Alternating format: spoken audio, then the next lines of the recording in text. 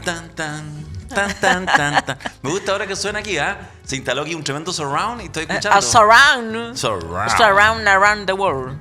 Tremendo surround. Tengo un amigo, pero hace 30 años atrás, me acuerdo, que agarraba de repente, estábamos en no sé, En una un reunión, ágape. una conversa, un ágape. No, pero ni siquiera era una fiesta, era así como una reunión, estudiando. No. Y entonces agarraba cuando había cassette, una casetera, y le ponía play, para que sonara. Ya. Entonces, de repente estaba así, y él atrás de uno hacía así. Y te lo pasaba como por el lado y le decía, tremendo surround. Para que se escuchara. Y eso era efectivamente lo único. Esta talla, menores de 35, 40 no la entienden. No entienden. Dicen, ¿cómo? Sí, era surround. posible. Era posible. Sí. Bueno. Tan, tan, tan, tan, tan, tan, tan, tan. Mira que está sonando. Gracias, Qué bonito, Dieguito y gracias. Pablo, por dejarlo sonar. ¿Están con cámara, chicos, o no? ¿En serio están con cámara? Muy bien. ¿Cómo está ahí? ¡Yay! A oscuras como casi todo, salvo esta oficina. Sí. Hasta, no vamos a decir, o lo decimos, hasta el baño. Está bien penoso por acá. Sí. Pero no. Señor Manguera, no nos abandone. Por lo menos hay confort. Por lo menos hay confort. Sí. Y el confort de estar aquí con ustedes cada lunes. Oye, ya, los saludo formalmente. Don Pablo Rivero, que está en el sonido. Don Diego Cancino en el switch, ahí en la dirección audiovisual. Y María Jesús López en la producción periodística. 32 minutos en el aire. ¿Cómo estás, Alejandra Matus? Aquí, con la ropa que pude encontrar. Sigue. Capítulo 4. Capítulo 4, mudanza. Mudanza. Pero ¿puedo hacer un gesto de agradecimiento? Sí, es importante. Sí. Nada hubiera sido posible sin el batallón de amigas y algunos amigos que tengo. Partiendo por Darío, que jugó su rol. Lucho Cepeda, que vino de Calama a ayudarme. Ayudar. No vino por eso, pero ayudó. Pero ayudó. Mi hermano chico. Ya. Mis amigas, la Cintia, la Ro, la Ale. Está a punto de decir las Calilas, las Mojojojo. Las Calilas, las Mojojo y hasta la vecina. Y hasta la vecina. Mi ¿Y el careputa prima, qué le dicen? La careputa, no, la vecina no, bola. Pero hay algunas careputas entre medio. No vamos a decir cuál. ¿A quién no la ha pasado? ¿A quién no la ha pasado? Así que, ya. así que minga total. ¿Ya abandonaste la casa que fue tuya? Ya abandoné la casa. Ya. Todavía me resta vender unas piececillas. Unas piececillas. Unas piececillas, pero pero ya salí. Ya salí. Ya, pero ahora uno supone que cuando hay cambio de casa, la gracia es no trasladar todo el desastre a la casa nueva. Pero no logré no es tu eso. caso. Ya. No. Estoy en un campamento gitano. Pero es el momento de desprenderse. Pero si me desprendí de un montón de cosas, pero todavía no... Bueno, sí. Vos sois muy Diógenes. Sí, soy muy Diógenes. Sí. Sí. No, y fueron mis amigos a ayudarme a votar y yo después le revisaba la bolsa de la guaca. Ay, ¡No! ¡El peluche de mi niño! ¡No! El dibujito que hizo cuando tenía 2 años. Bueno, sí, soy lo peor. Soy lo peor. Dije, no voy a ocupar la bodega. Ahí está la bodega, llena de weas. Llena de weas hasta el techo. Ya, bueno. En fin, ya. Estoy muy vieja para cambiar, muy vieja para cambiar. Ok, eso en noticias personales. Partimos con noticias personales. Lo doméstico. Lo doméstico, importante lo doméstico. Sí. Ya, noticia al día, importante valorarla. El fallecimiento, la muerte de Mario Vargas Llosa, Premio Nobel de Literatura 2010, si no me equivoco. Sí, creo que 2010. Sí. Y una voz súper importante, influyente. Un hombre del siglo XX. De las letras. De las letras, absolutamente. Sí. Que pese a su pasada Kuma por la política, candidatura, fue hasta candidato presidencial. Sí. Fue hasta candidato presidencial en su minuto. Con bastante éxito, así que tan Kuma no fue. No, digo Kuma o sea, ¿sabes qué es lo que encuentro yo que es Kuma? ¿Ya? Que se haya transformado en una especie de fetiche de los medios de derecha, por supuesto. Sí. Que les encantaba entrevistarlo para que dijera que los idiotas, izquierdistas, todo aquello que él abrazó en su momento, y que les gustaba que dijera que el idiota es latinoamericano y toda la cuestión. Pero se les acabó la fiesta cuando vino y dijo, oye, ¿qué te pasa? La derecha... Las dictaduras son todas malas. Sí, sí. Eso se lo dijo a Axel Kaiser. Axel Kaiser. Hasta ahí le llegó la fiesta, ya no lo entrevistaron más. Y habló de la derecha cavernaria. Claro, la derecha cavernaria le dijo, oye, tu dictadura hay 2 más, o sea, cállate. Sí. Sí. Oye, bueno, en fin, un autor imprescindible. Yo miraba así el listado, la cantidad de textos, de Y títulos. buenísimo, O sea, buenísimo. así, miran, Sí. los puso acá. La ciudad de los perros, espectacular. Sí. Yo creo que para mí una de las favoritas. La fiesta del chivo, después Sí. lleva al cine también, muy buena. La tía Julia del escribidor, Sí. tremendo texto. Conversaciones en la catedral, esa no la vi, pero es uno de los máximos. O sea, no la vi, no la leí. Pantaleón y las visitadoras, espectacular. Gloriosa. Pantaleón, bueno, tuvo muchas versiones. Tuvo una versión en cine, además muy conocida. Sí. Yo me acuerdo de una en teatro que fui a ver, no sé, uy, qué horror. En media, o sea, a finales de los 80, con José Sosa, que hacía de Pantaleón Pantoja. Maravilloso. No, además, qué buena idea. Sí, Qué buena idea. sí. Dice que todo, bueno, él en Iquitos era un asiduo, llamaba a Iquitos y todo sale de ahí, po. Sí, po. Sí, pues todo está ahí.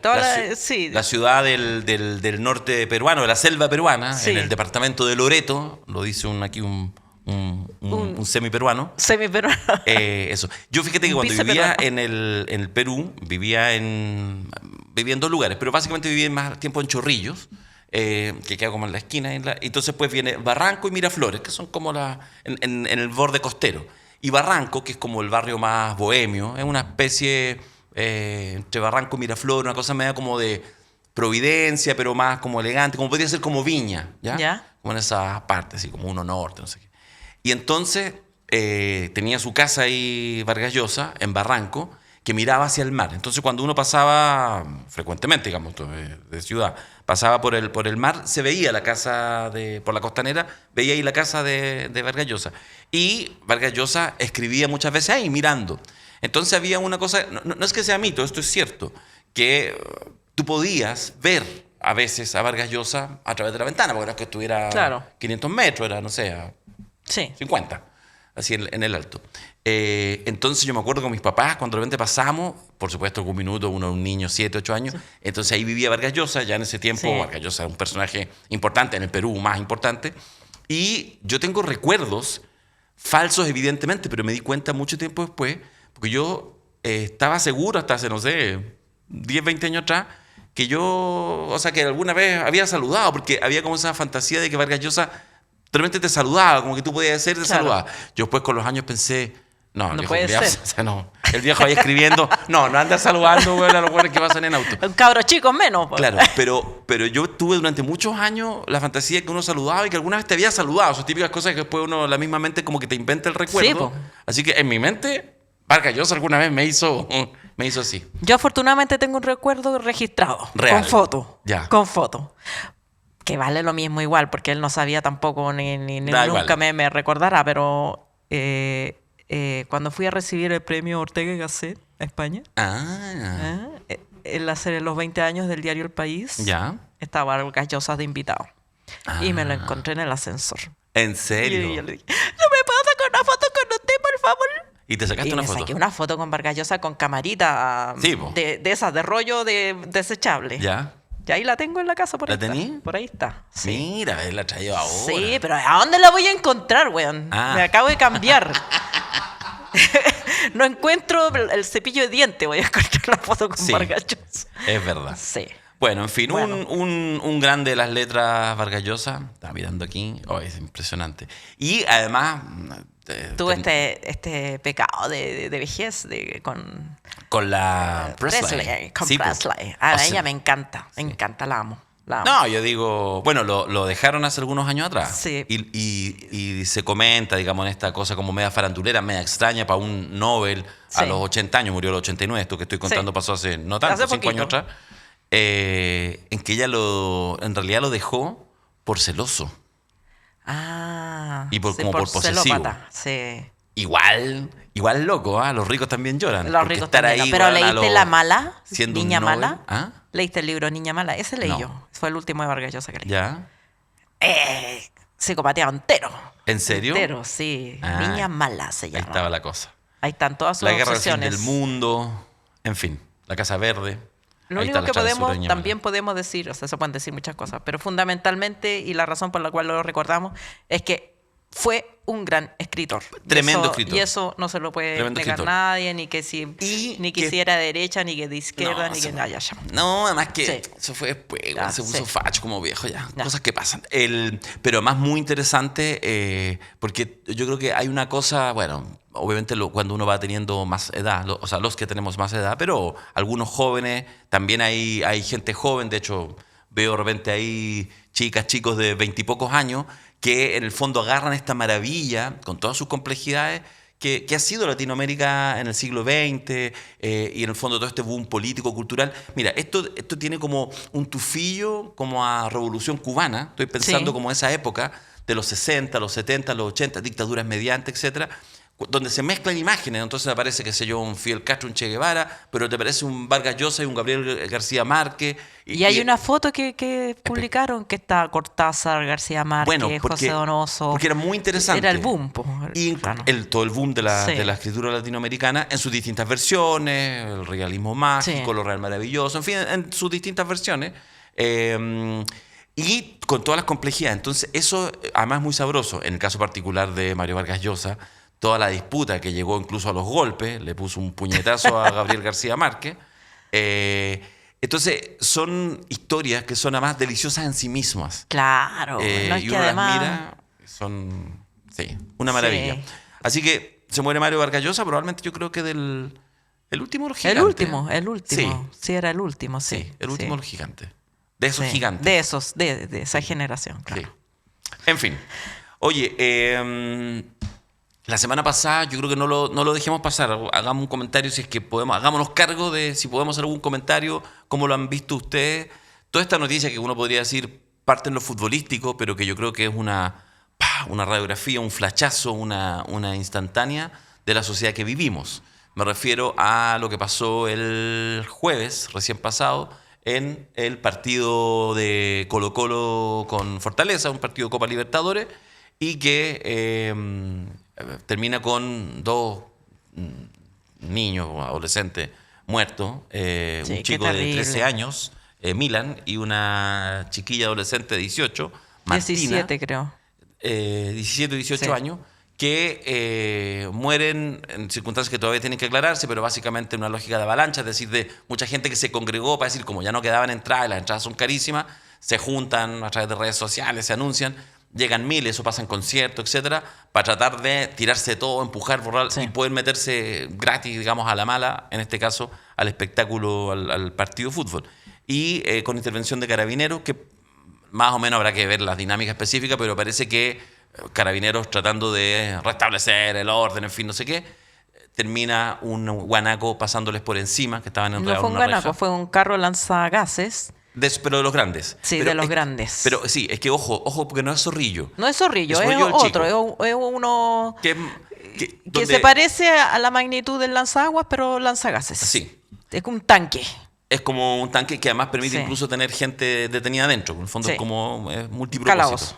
Claro, pero en el fondo es más bien un camioncito, lo que queremos Sí. decir. Tiene ese tonelaje. Ahora, la información que han entregado las familias es que los dos chicos tenían su entrada. Por lo tanto, no eran de aquellos de la avalancha. El camión no lo puede distinguir. Sí. Pero en cualquier caso, y esto lo digo citando también al periodista Roberto Sá, que estaba allí, dice que el lanzagas estaba detonado. Que el carro lanza agua, actuando de manera tradicional, tirando agua, tratando de dispersar, pero el carro lanzagases estaba detonado, corriendo a toda velocidad, sin ninguna estrategia inteligente, diría yo. Porque Sí. una cosa es actuar en caso de desorden público y otra cosa es actuar a tonta y a loca. Y bueno, está imputado el carabinero que conducía ese carro. Sí. A ver, bueno, efectivamente creo que es secundario el tema de si tenían o no tenían la entrada. Yo Sí. la información que tengo es que no la tenían. Y además me parece más o menos Sí. razonable y coherente porque en el fondo este tipo de convocatorias, insisto, así como ya pasemos no sé qué, son convocatorias que en general hacen mucho sentido también en cabros adolescentes, etcétera. O sea, Sí. tenéis 16, 17, 18 años, no tenéis ni uno, queréis ver al equipo porque te gusta, no sé qué. Ok, obvio. O sea, Colocolino. las entradas más baratas, no sé, 20, 25 lucas para este tipo de espectáculos. Entonces, me parece Da lógico, lo mismo, digamos, porque sí. el camión igual no puede distinguir quién tiene entrada y quién Sí. no tiene. Pero yo creo que es una... a ver, la justicia tendrá que investigar específicamente la acción de ese carabinero que iba manejando, lo que estaba en la patrulla, etcétera, etcétera. Y eso tiene que verse. Yo sin quitarle un pelo de responsabilidad personal que pueda tener ese funcionario carabinero, fíjate que tiendo a tener una mirada como más comprensiva, en el peor sentido de la palabra, del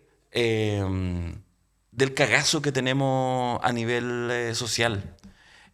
Porque también, mira, aquí casi que me puede salir el comentario de derecha, pero igual es heavy que está súper, o sea, es un problema social si en espectáculos de alta convocatoria hay miles de personas, jóvenes, no sé qué, que deciden entremos a la mala. Porque eso siempre se ha hecho, pasarse en una fiesta, en un carrete. Pero tiene hoy en día una dimensión mucho más violenta, más estructurada. Tiene también una dimensión de que no te puedes perder algo, porque ahí están pasando cosas increíbles. Creo que la experiencia, incluso así como del gozo, etcétera, está súper mediatizada, está súper determinada. Entonces, tenemos que ir a eso. Y por lo tanto hay un problema grave, a mi juicio, social, ¿cachai? Porque, y por otra parte, con espectáculos cada vez más privatizados, donde la lógica, se empieza a instalar una lógica súper fuerte como de la exclusión. Fíjate que hoy en día toda la cultura del ocio, si uno piensa espectáculos deportivos, espectáculos musicales, etcétera, son en general cada vez más, empiezan una lógica de separación de la vida común. O sea, una entrada a cualquier cosa, 50.000 pesos, o sea, es una locura, ¿ya? Sí. Y lo que pasa también con los clubes de fútbol también. O sea, van elitizando porque pueden cobrar más, porque efectivamente hay un segmento de la población que sí lo puede pagar. Hay suficientes personas Hay un 10% para de la llenar, población claro. que efectivamente se puede tirar entradas de 50 lucas, 100 lucas, un Lollapalooza, etc.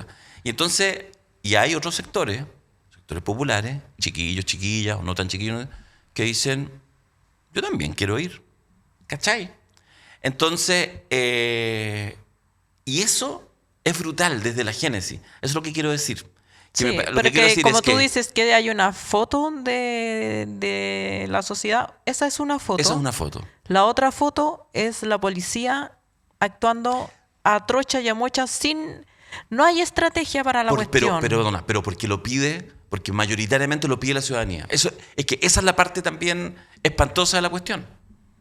O Claro, sea, hoy en día pero es que, las acciones de carabineros, incluso... pero tú puedes hacer represión con inteligencia. No, sí Sí, sé. ya. Ese es mi punto. Si yo no estoy diciendo que no se controle tienes que controlarlo, pero con inteligencia. Por ejemplo, sabías que la convocatoria se hacía por internet. Sabías que iban a llegar personas y como tú dices, no es la primera vez. Lo que pasa es que ahora murió gente, pero cada vez llega más gente a la avalancha convocadas por redes sociales y es como una actividad social juvenil aceptada. No está, digamos, ni siquiera se sienten como, vamos a cometer un delito. No están haciendo un portonazo en su mente, están asistiendo a un espectáculo que tal como tú dices no nos podemos perder. Y yo no sé qué se hace en ese caso, pero yo sé que lo que no se hace es aplastar a dos jóvenes contra una reja. Estoy completamente de acuerdo. Lo que pasa es que tengo la sensación de... A mí, no tengo la sensación. A mí lo que me pasó cuando fui cachando este tema, además me pareció muy brutal que se iniciara el partido de fútbol habiendo muerto ellos, porque el atropello ocurre a las 6:30 de la tarde, el partido empieza a las 8. Por lo tanto, bueno, sé que hay explicaciones, porque pasa siempre en esto. Hay cada cosa chica que explica ciertos comportamientos. Sí.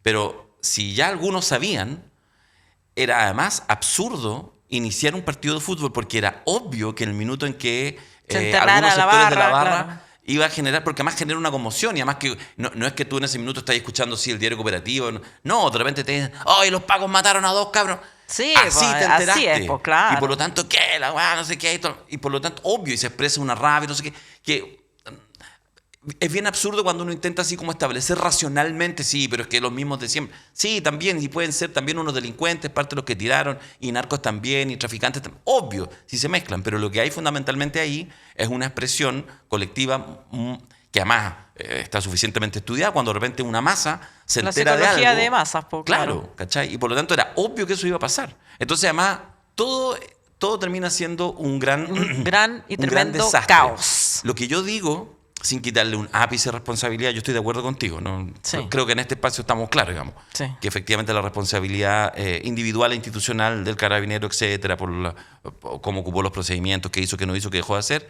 Lo que sí digo es que también podría ser eventualmente, en mi opinión, también podría ser un reduccionismo.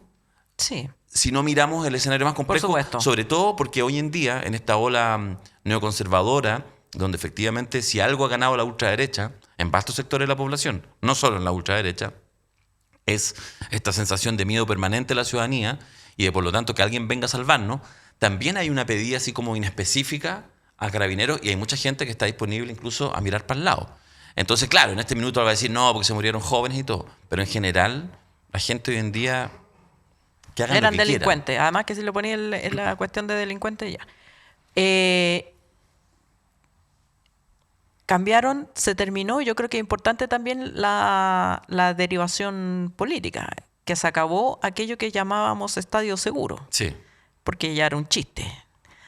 O sea, el chiste es que además la directora de la coordinadora, no sé cuál es el nombre del cargo, Pamela Venegas, que presenta ese mismo día en la noche su renuncia, y uno dice, ¿Pamela Venegas? No. O sea, prácticamente no sabíamos de su existencia. Claro, supimos cuando renunció. Cuando renunció. Y nada contra las colegas, pero era periodista. Y Sí, habría que ver cuál era la expertise que sí, tenía. cuál era su expertise. Puede haber periodistas formados en otras cosas, pero sí, pues. Y es un problema que viene de arrastre. Entonces, a mí, todas esas oficinas de gobierno que se llaman como Chile Alimenta, cuando se trata de la pobreza, o Estadio Seguro, cuando es la inseguridad, me dan dolor de guata, porque es como, ya, hagamos un eslogan y saquemos papelería en vez de hacerte cargo de un problema complejo. Habrá que ver qué es lo que pasa en las próximas semanas. Vamos a ver las penas del infierno que le caen a Colo-Colo, que además esta semana cumplía 100 años de historia, había toda una serie de cosas preparadas. Bueno, se suspendió el partido con la Universidad de Chile. Este sábado 19, que se cumple los 100 años de Colo-Colo, había supuestamente un gran espectáculo, iban a estar los Jaivas, los tres. Bueno, vamos a ver en qué queda eso. Ojalá que de repente esto permita ciertas reflexiones, incluso como esta, tan callampas como esta, pero yo creo que hay que hacerlas, hay que empezar a movilizarlas. Porque si no, en fin, vamos a seguir dándonos vuelta en loop, que en realidad es lo más probable. Sí. Oye, una última cosa antes de empezar propiamente tal las noticias, solo porque es una noticia, digamos, en desarrollo. Ayer hubo la segunda vuelta de las elecciones en Ecuador, Alejandra Matus, entre Daniel Noboa, actual presidente, que acuérdense que llevaba 1 año y medio de presidente, porque a su vez el anterior presidente, Guillermo Lasso, tuvo que renunciar por corrupto, estaba listo el juicio político, y hizo una cosa que se llama muerte cruzada, que en el fondo él hace la renuncia, hace caer al Parlamento y se convoca a elección anticipada para salvarse. Buen amigo de Piñera, Guillermo Lasso, corrupto, banquero, que reemplazó a otro corrupto que era Lenín Moreno, también de derecha, pero que ese era vicepresidente de Rafael Correa, se dio vuelta la chaqueta. Sí. Fue electo como presidente de izquierda y al mes, no 1 año y medio después, al mes se dio vuelta la chaqueta y pactó con la derecha. Después vino Lasso y ahora Noboa. Y la segunda vuelta se pensaba que iba a estar más o menos peleado y había muchas claridades que iba Luisa González, que era la retadora del correísmo, para decirlo así. Sí. Mujer más bien socialdemócrata, cercana a la izquierda, aunque en temas valóricos ahí tenía algunos cruces bien conservadores, pero bueno, cosas que pasan. Y se iba a estar punto a punto y ganó Noboa la segunda vuelta, son los resultados oficiales, por 12 puntos. Fue 56-44. Y Luisa González hasta el momento no reconoció el triunfo. Yo solo quiero decir un dato. Yo ayer vi la cuestión, yo suponía que le iba a ir bien a Luisa, pensé que incluso iba a ganar, porque además ellos sacaron la misma votación, tuvieron 15.000 votos de diferencia en primera vuelta, lo mismo. No. ¿ya? Sacó En primera vuelta, un 44,17 de Noboa por un 44,01 de Luisa. Ahí. Y además el que había salido tercero, que sacó como 6 puntos, 6%, apoyó a Luisa González, un líder se indígena. suponía que eso se iba a traspasar. Claro. Por lo tanto, yo más o menos ayer en la mañana hasta tuiteé, estaba esperanzado que ganara Luisa González, me parecía un liderazgo interesante, etc. Bueno, y pierde.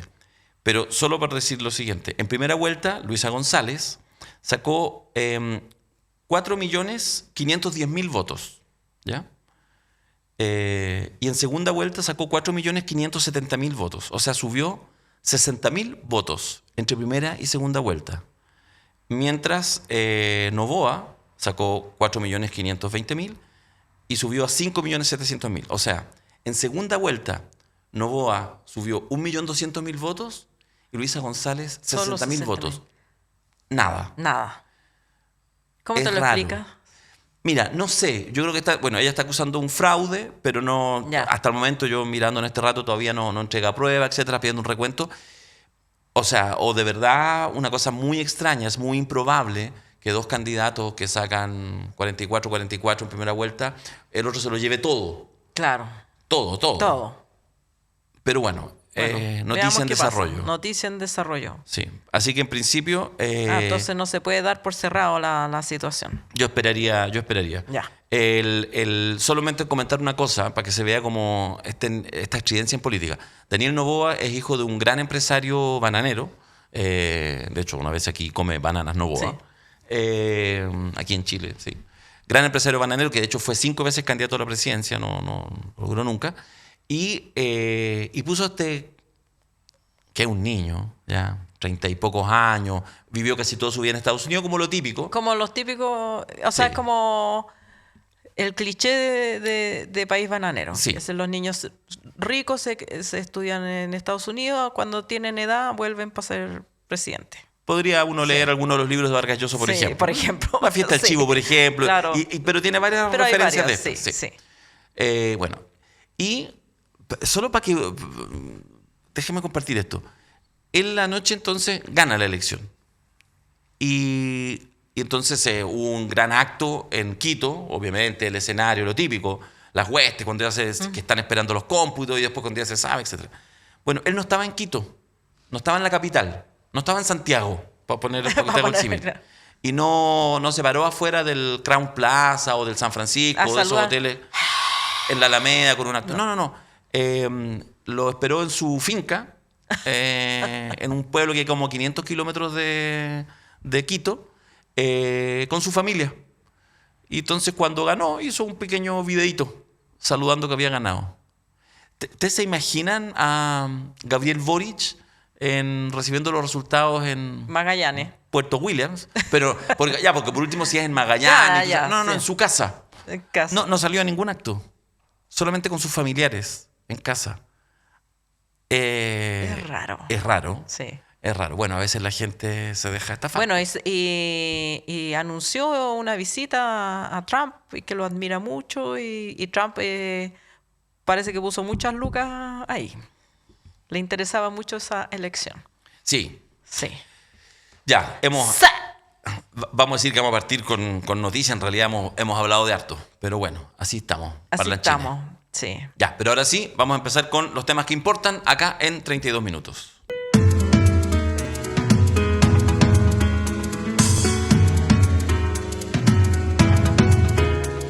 Volvemos a 32 minutos con los temas que importan y vamos a hablar del caso Casa Allende.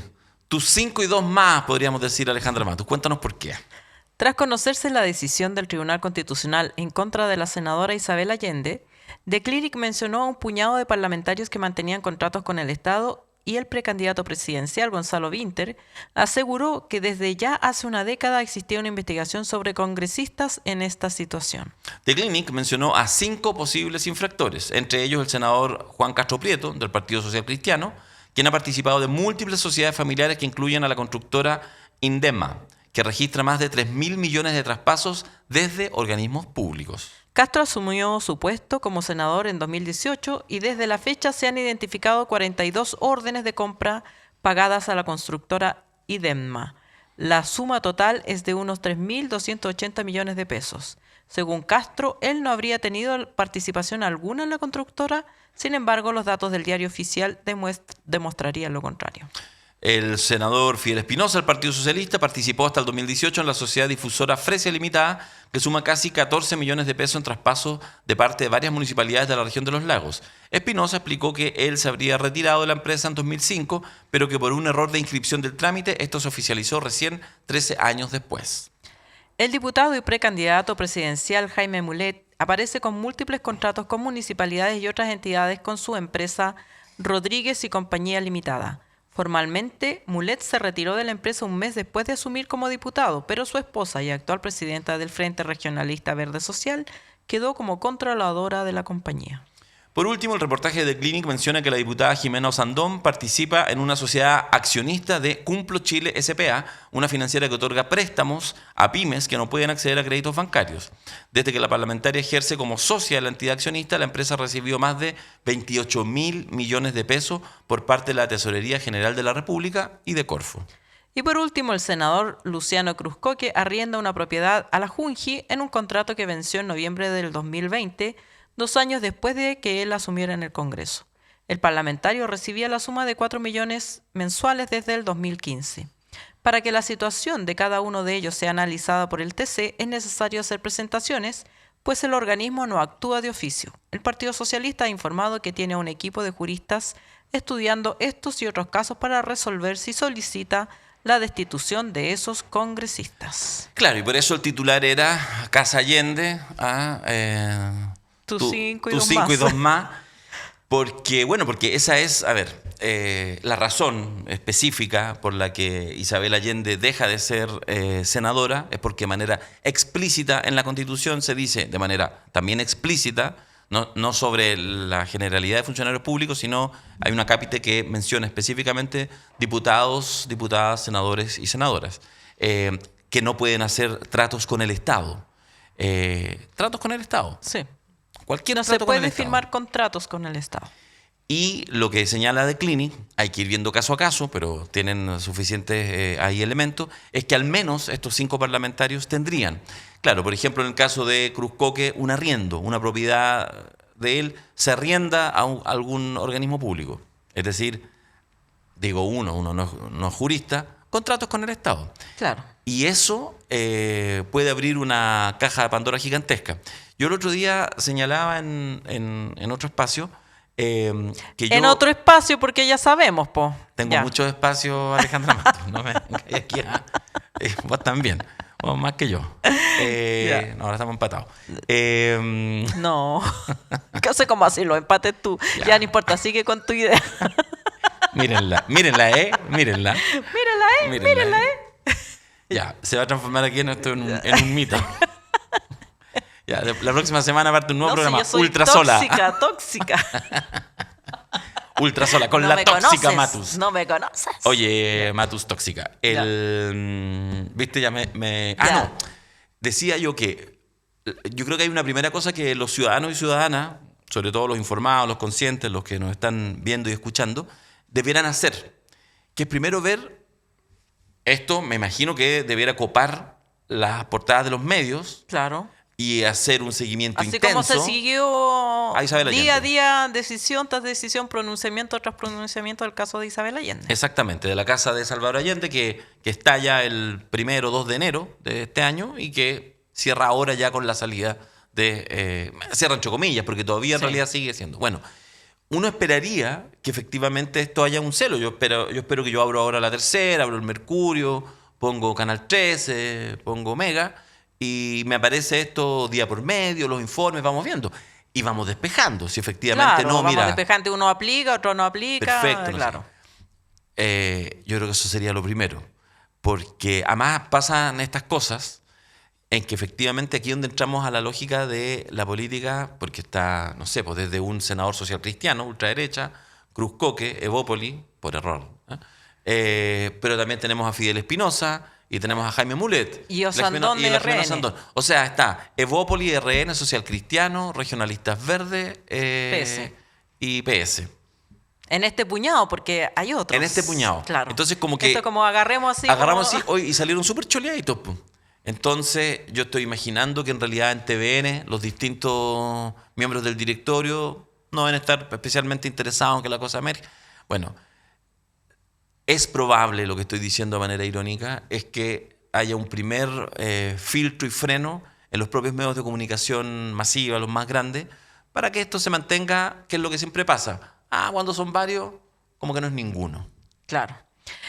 Y como se pone el acento en la gravedad en el caso de la compra de la Casa de Allende, que fue una decisión presidencial y que tiene, digamos, por supuesto que es un plato sabroso pegarle al apellido Allende, más allá del hecho real de que se transgredió la norma, y eso lo reconoce hasta la propia senadora Allende. Ya se desinfló el globo. Entonces, ahora, lamentablemente, yo creo que esta información debió haber salido antes. Hubiera sido bueno que saliera coetáneamente, porque si alguien ya tenía esta información, ¿por qué esperar a que saliera, a que se resolviera el caso Allende? Se debió haber tirado antes para que uno pudiera ver en magnitud cuántas personas se pasan este disco pare. Porque así como uno ve, todos dan una explicación. Por ejemplo, Luciano Cruzco, que dice, bueno, sí, es que el contrato se firmó antes que yo fuera parlamentario y no se podía rescindir porque es un contrato con la Junji que deja a la gente sin ese lugar, bla, bla, bla, etc. Cada cual tendrá una explicación, sensata o no sensata, pero esas explicaciones y esos casos debieron verse simultáneamente, así como ella explicó que el contrato no se finalmente concretó, que era como, estos contratos se concretan y existen y se han materializado en inversiones, en traspasos, etc. Eso por un lado. Pero por otro lado, no es que los parlamentarios y senadores trabajan de forma exclusiva para el Congreso. No es por eso que les pagamos lo que les pagamos como sociedad. Los sueldos más altos de parlamentarios, incluso que Estados Unidos comparativamente. Y tienen la tupé de tener sociedades, acciones, contratos. Estos son contratos con el Estado y tienen esta... Pero me imagino que hay otros que tienen contratos con privados.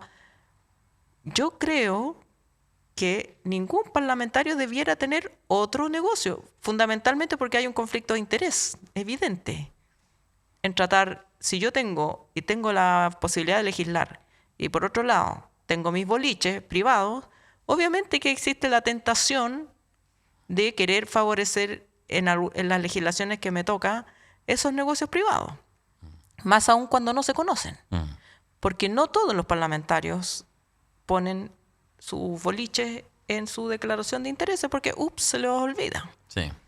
Y año tras año se supone que tienen que actualizarla. Decía el otro día Monkever, que no es ningún izquierdista furioso, es un señor de derecha, que a ellos apenas ingresan les hacen la capacitación, el entrenamiento. El entrenamiento, diputado nuevo. Señor diputado, usted no puede firmar contratos con el Estado. Se los dicen y se los vuelven a repetir año tras año. Entonces, ¿por qué lo hacen? No es que no sepan. La duda respecto a lo que venga ahora, a mi juicio, pasa por la sangre en el ojo que haya en el Partido Socialista. Yo creo que pueden ser ellos, pese a que tienen uno involucrado, Fidel Espinosa, que no es especialmente querido en la interna socialista, pero probablemente hay varios ahí que tienen ganas de vengar por supuesto la caída de Isabel Allende. Ellos dicen que están estudiando y yo creo que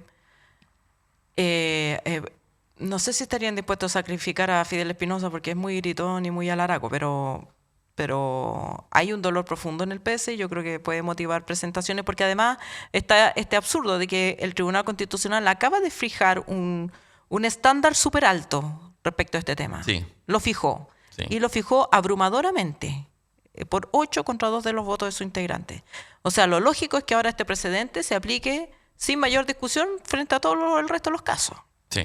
Porque si no le aceptaron a Isabel Allende es que nadie me advirtió, tampoco le aceptarán al otro. No, es que esto lo firmé antes, no, es que me equivoqué me equivoqué en el trámite que hice hace 13 años. Que es lo que dice Fidel Espinosa. No, ya, sí. chao. Hay que saber además que el Tribunal Constitucional, esto tiene que ver con la jurisprudencia de la Corte Suprema, ha señalado que la responsabilidad constitucional no prescribe. Así que además decir... te pillan la falta hace 15 años atrás, no cumpliste, te pueden sacar. Mira, noticia en desarrollo, aunque tengo la impresión de que está sepultada. Exactamente, sí. que ahí los fácticos van a tirar de las patas y todo van a decir, sí. ¿de verdad queremos enredarnos? ¿Ya de verdad? Chiquillos, van a mirar para el lado. Claro. Ya pasó, chiquillos, sí. Ya fuimos. Hagámosle una cena de homenaje a la Isabel Allende y no sé qué. Acto de desagravio, chao. Listo, chao. Eso. Oye, una palabrita antes de irnos a la pausa. Política. Estamos ultra solos. No. Ya venimos con dos tremendos invitados, ustedes ya lo saben. Presidenciales, se empieza a armar el círculo. Se sumó, a propósito socialista, Paulina Bodanovich. ¿Quién lo diría? ¿Quién lo diría? Porque como que sí, sonaba hace unos meses atrás que era medio tirado las mechas, después ya como que ya, obviamente que no. Como que todo ha sido una carta que incluía Isabel Allende, no, apoyemos a Carolina Toá. Sí. Y a última hora se metió nomás. Una candidatura evidentemente surgía muy desde un sentido de autoestima lesionado de parte de las y los socialistas. O sea, está directamente relacionado. Absolutamente. Sí. Y dicen ya, vamos a la pelea, lo cual puede ser muy interesante como fenómeno. Parece a priori una decisión muy arriesgada de un partido grande como el Partido Socialista. Desde mi perspectiva no lo voy a justificar ahora, creo que el partido más grande de Chile, creo, en la actualidad aún. Y con una candidatura que eventualmente puede ser... Con una candidatura débil. Por el cariño que le tengamos a Paulina Bodanovich. Que ha estado acá siempre dando cara. ¿no? Y siempre da cara, digamos, en general. Sí. Está siempre disponible pero es una candidatura débil frente a las demás. Que además entra muy tarde, etcétera. Sí. Y vamos a ver cuál es el espacio. Hay mediciones para todos los gustos. ¿Ah? Salió ahora una encuesta, la de la UDD. A mí no me gusta mucho su metodología. Porque además pregunta por una virtual primaria, no queda claro quiénes les pregunta, quiénes no les pregunta, pero donde aparecía, de hecho, en esa, suponiendo, insisto, esta primaria, punteando con un 32% Janet Jara, segunda Carolina Toá con un 30%, tercero Winter con un 29%, o sea, todos en el margen de error. Y aparecía con un 1% Paulina Bodanovich. Es una encuesta hecha de la semana pasada, por lo tanto... Cuando ella todavía no se había pronunciado. Claro, pero la pregunta es, ¿habrá espacio para que ella suba? ¿Cuánto? Etcétera. Porque más claro, hay una sensación, yo creo, en ese mundo, en el mundo del socialismo democrático, de que eventualmente, de hecho, los más preocupados era el PPD, la candidatura de Carolina Toá, que en todo caso se la comió nomás y salió diciendo, ¡ay, qué bueno, Paulina, te estaba esperando! Pero en realidad no lo estaban esperando y estaban esperando que los socialistas... apoyaran a Carolina Toá decididamente. Le genera, de hecho, un problema que todavía no lo hemos visto, vamos a ver en los próximos días, a los socialistas que ya estaban trabajando con Carolina Toá. Claro. Nosotros tuvimos aquí a Ricardo Solari, por ejemplo. Por ejemplo. Y esos que firmaron la carta. Sí, pues. ¿Qué van a hacer? Sí. ¿Volver a trabajar con la carita llena de risa por Paulina Bodanovich? Yo creo que es un riesgo para Carolina Toá, pero también es un incentivo súper alto para una negociación. ¿Y que no llegue a la papeleta? Y que no llegue a la papeleta. Ah, ya. Sí, yo creo que hay un incentivo súper alto para que, ya, chiquillo. Porque van a perder los dos. Si van por separado, obviamente que... puede crecer Paulina, pero a costa de Carolina Toá, porque no creo que vaya a crecer quitándole votos a Janet Jara o a Winter. No sé, yo tengo mis dudas. O sea, entiendo que eso es lo racional en términos como de cercanía, pero creo que a veces en una primaria se empieza a movilizar, de repente... Claro, bueno, las máquinas ahí también, tal como tú dices, el PS tiene la máquina más grande. Sí. O sea, al lado del PPD, no... Sí. Sí, puede movilizar mucha gente y sobre todo que está esto del orgullo herido del Partido Socialista, que necesitan arrancar y no creo que se dejen así como avasallar tan fácilmente. Y en ese sentido, Paulina Bodanovich puede ser una candidata débil ella personalmente, pero está representando la voz de un partido fuerte, grande y puede puede golpear la mesa. Y el que me falta en la ecuación, y no sabemos si va a tener un espacio o no, pero yo creo que esa es la duda ahora del momento, por lo menos de aquí al 30 de abril. Recordemos que en 16 días más se cierra el plazo para inscribir la primaria, independiente que eventualmente inscritos esos candidatos, ya durante mayo, un poco lo que tú dices, pudiera haber alguna negociación y alguno pudiera bajarse, de repente que no marca. Pero el plazo es para inscribirse ahora el 30, o sea, 16 días más. Y ahí el que falta en la ecuación es Marco Enríquez, Meo. Yo pensé que iba a decir Alberto Undurraga. Ya, no. También es parte de la discusión que falta con Alberto Undurraga. Sí, faltan los dos. Sí, pero me concentro más en Marco porque Marco naturalmente sí, pues marca es un factor, más. Pues es un factor. Es un factor. Sí. Había mucha idea de que el Partido Radical lo iba a llevar, pero el Partido Radical avisó que no, que se iba a concentrar en la parlamentaria, así que no... Por lo tanto, no está claro si va a haber las condiciones para que a Marco Enríquez lo inviten a ser parte de la primaria, o si nadie lo invita, es probable que él tenga un incentivo para ir por fuera solo. Sí. Así que también es parte de la discusión. Efectivamente, la otra es la de la democracia cristiana. Si entra o no entra en la primaria, ya no hay agua en la piscina y lo sabe la DC. Está súper enredado Alberto Undurraga. Va a ser preso sus palabras. Porque yo creo que él pensó que iba a poder generar las condiciones para dos primarias. Claro. Una primaria él con socialismo democrático. Ni sus correligionarios le prestan ropa. No, ese ya está así. Ese sí que está ultra solo. Ese está ultra solo. Ese está ultra solo, sí. Sí. Y tiene que o coger caña o morir morir aplastado por su propio partido, porque le van a cobrar carísimo. Yo, ¿sabéis lo que me juego Lo veremos la próxima semana, no hay problema, sí, uno se puede equivocar. Sí. Pero pensándolo así, en este instante, no he hecho una reflexión muy profunda, puede que finalmente quizás Alberto Undurraga diga, ¿saben qué más? Vamos a apoyar a Carolina Toá. Y entonces ese mundo concertacionista, así más... Claro, se pone detrás de ella. Claro, ese aroma así como concertación, como Elwin y Lagos juntos, que es distinto a la figura de Michelle Bachelet, que Michelle Bachelet es más nueva mayoría. Siempre fue más para acá, claro. Sí. Y eventualmente entonces diga, ya, apoyamos a Carolina Toá y se baje y no vaya a ninguna primaria y la apoye una vez pasada la primaria, esperando ganar la primaria a Carolina Toá. Sí, ahora, yo creo que las huestes partidarias también van a estar tensionadas. Yo no creo que todo el Partido Socialista vote por Paulina Bodanovich. No, porque además los votos de los partidos, sí, los más cercanos, son algunos votos, pero en una primaria que, no sé, yo digo, una primaria del oficialismo, yo calculo que debería andar en el rango del, qué sé yo, entre el 1.200.000, 1.300.000 de votantes, 1.5 millones quizás, no creo que más que eso. Claro, la votación así que articula los partidos te puede dar 50.000 votos, pero no más que eso. Si fuera así, Paula Narváez, que también fue candidata, participó en una primaria no legal, una primaria convencional que se llama hace 4 años atrás, junto con Yasna Proboste y Carlos Maldonado, parece. Y le fue como las tristes, sacó creo que, no sé, 30.000 votos, 40.000 votos, una cosa así. Y eso que será un padrón mucho, mucho más pequeño. Sí. Así que bueno, en fin, eso. Oye, vamos a tener a los candidatos presidenciales de la primaria acá. Sí. Los vamos teniendo a partir de la próxima semana. Que viene Gonzalo Vinter. Sí. Decimos viene porque ya se comprometió a venir el próximo lunes. Vamos a ir afinando en la semana siguiente. Vamos a tratar de tenerlos a todos y a todas en los programas sucesivos. Siempre nos pueden dejar pagando, pero si nos dejan pagando, pierden ustedes el voto nuestro y pierden el voto de usted. Así que les decimos al tiro que el próximo lunes 21 va a estar acá con nosotros, ya en su calidad de precandidato presidencial, a Gonzalo Vinter del Frente Amplio. Así es. ¿Qué tal? Y si no viene, pierde cualquier voto o amor del mundo minutero. Oye, para una primaria no es poco. No es poco. Ya, hacemos una pausa, vamos a volver, vamos a hablar de guerras comerciales y vamos a estar también con un tremendo invitado. Una pausa y volvemos acá en 32 minutos.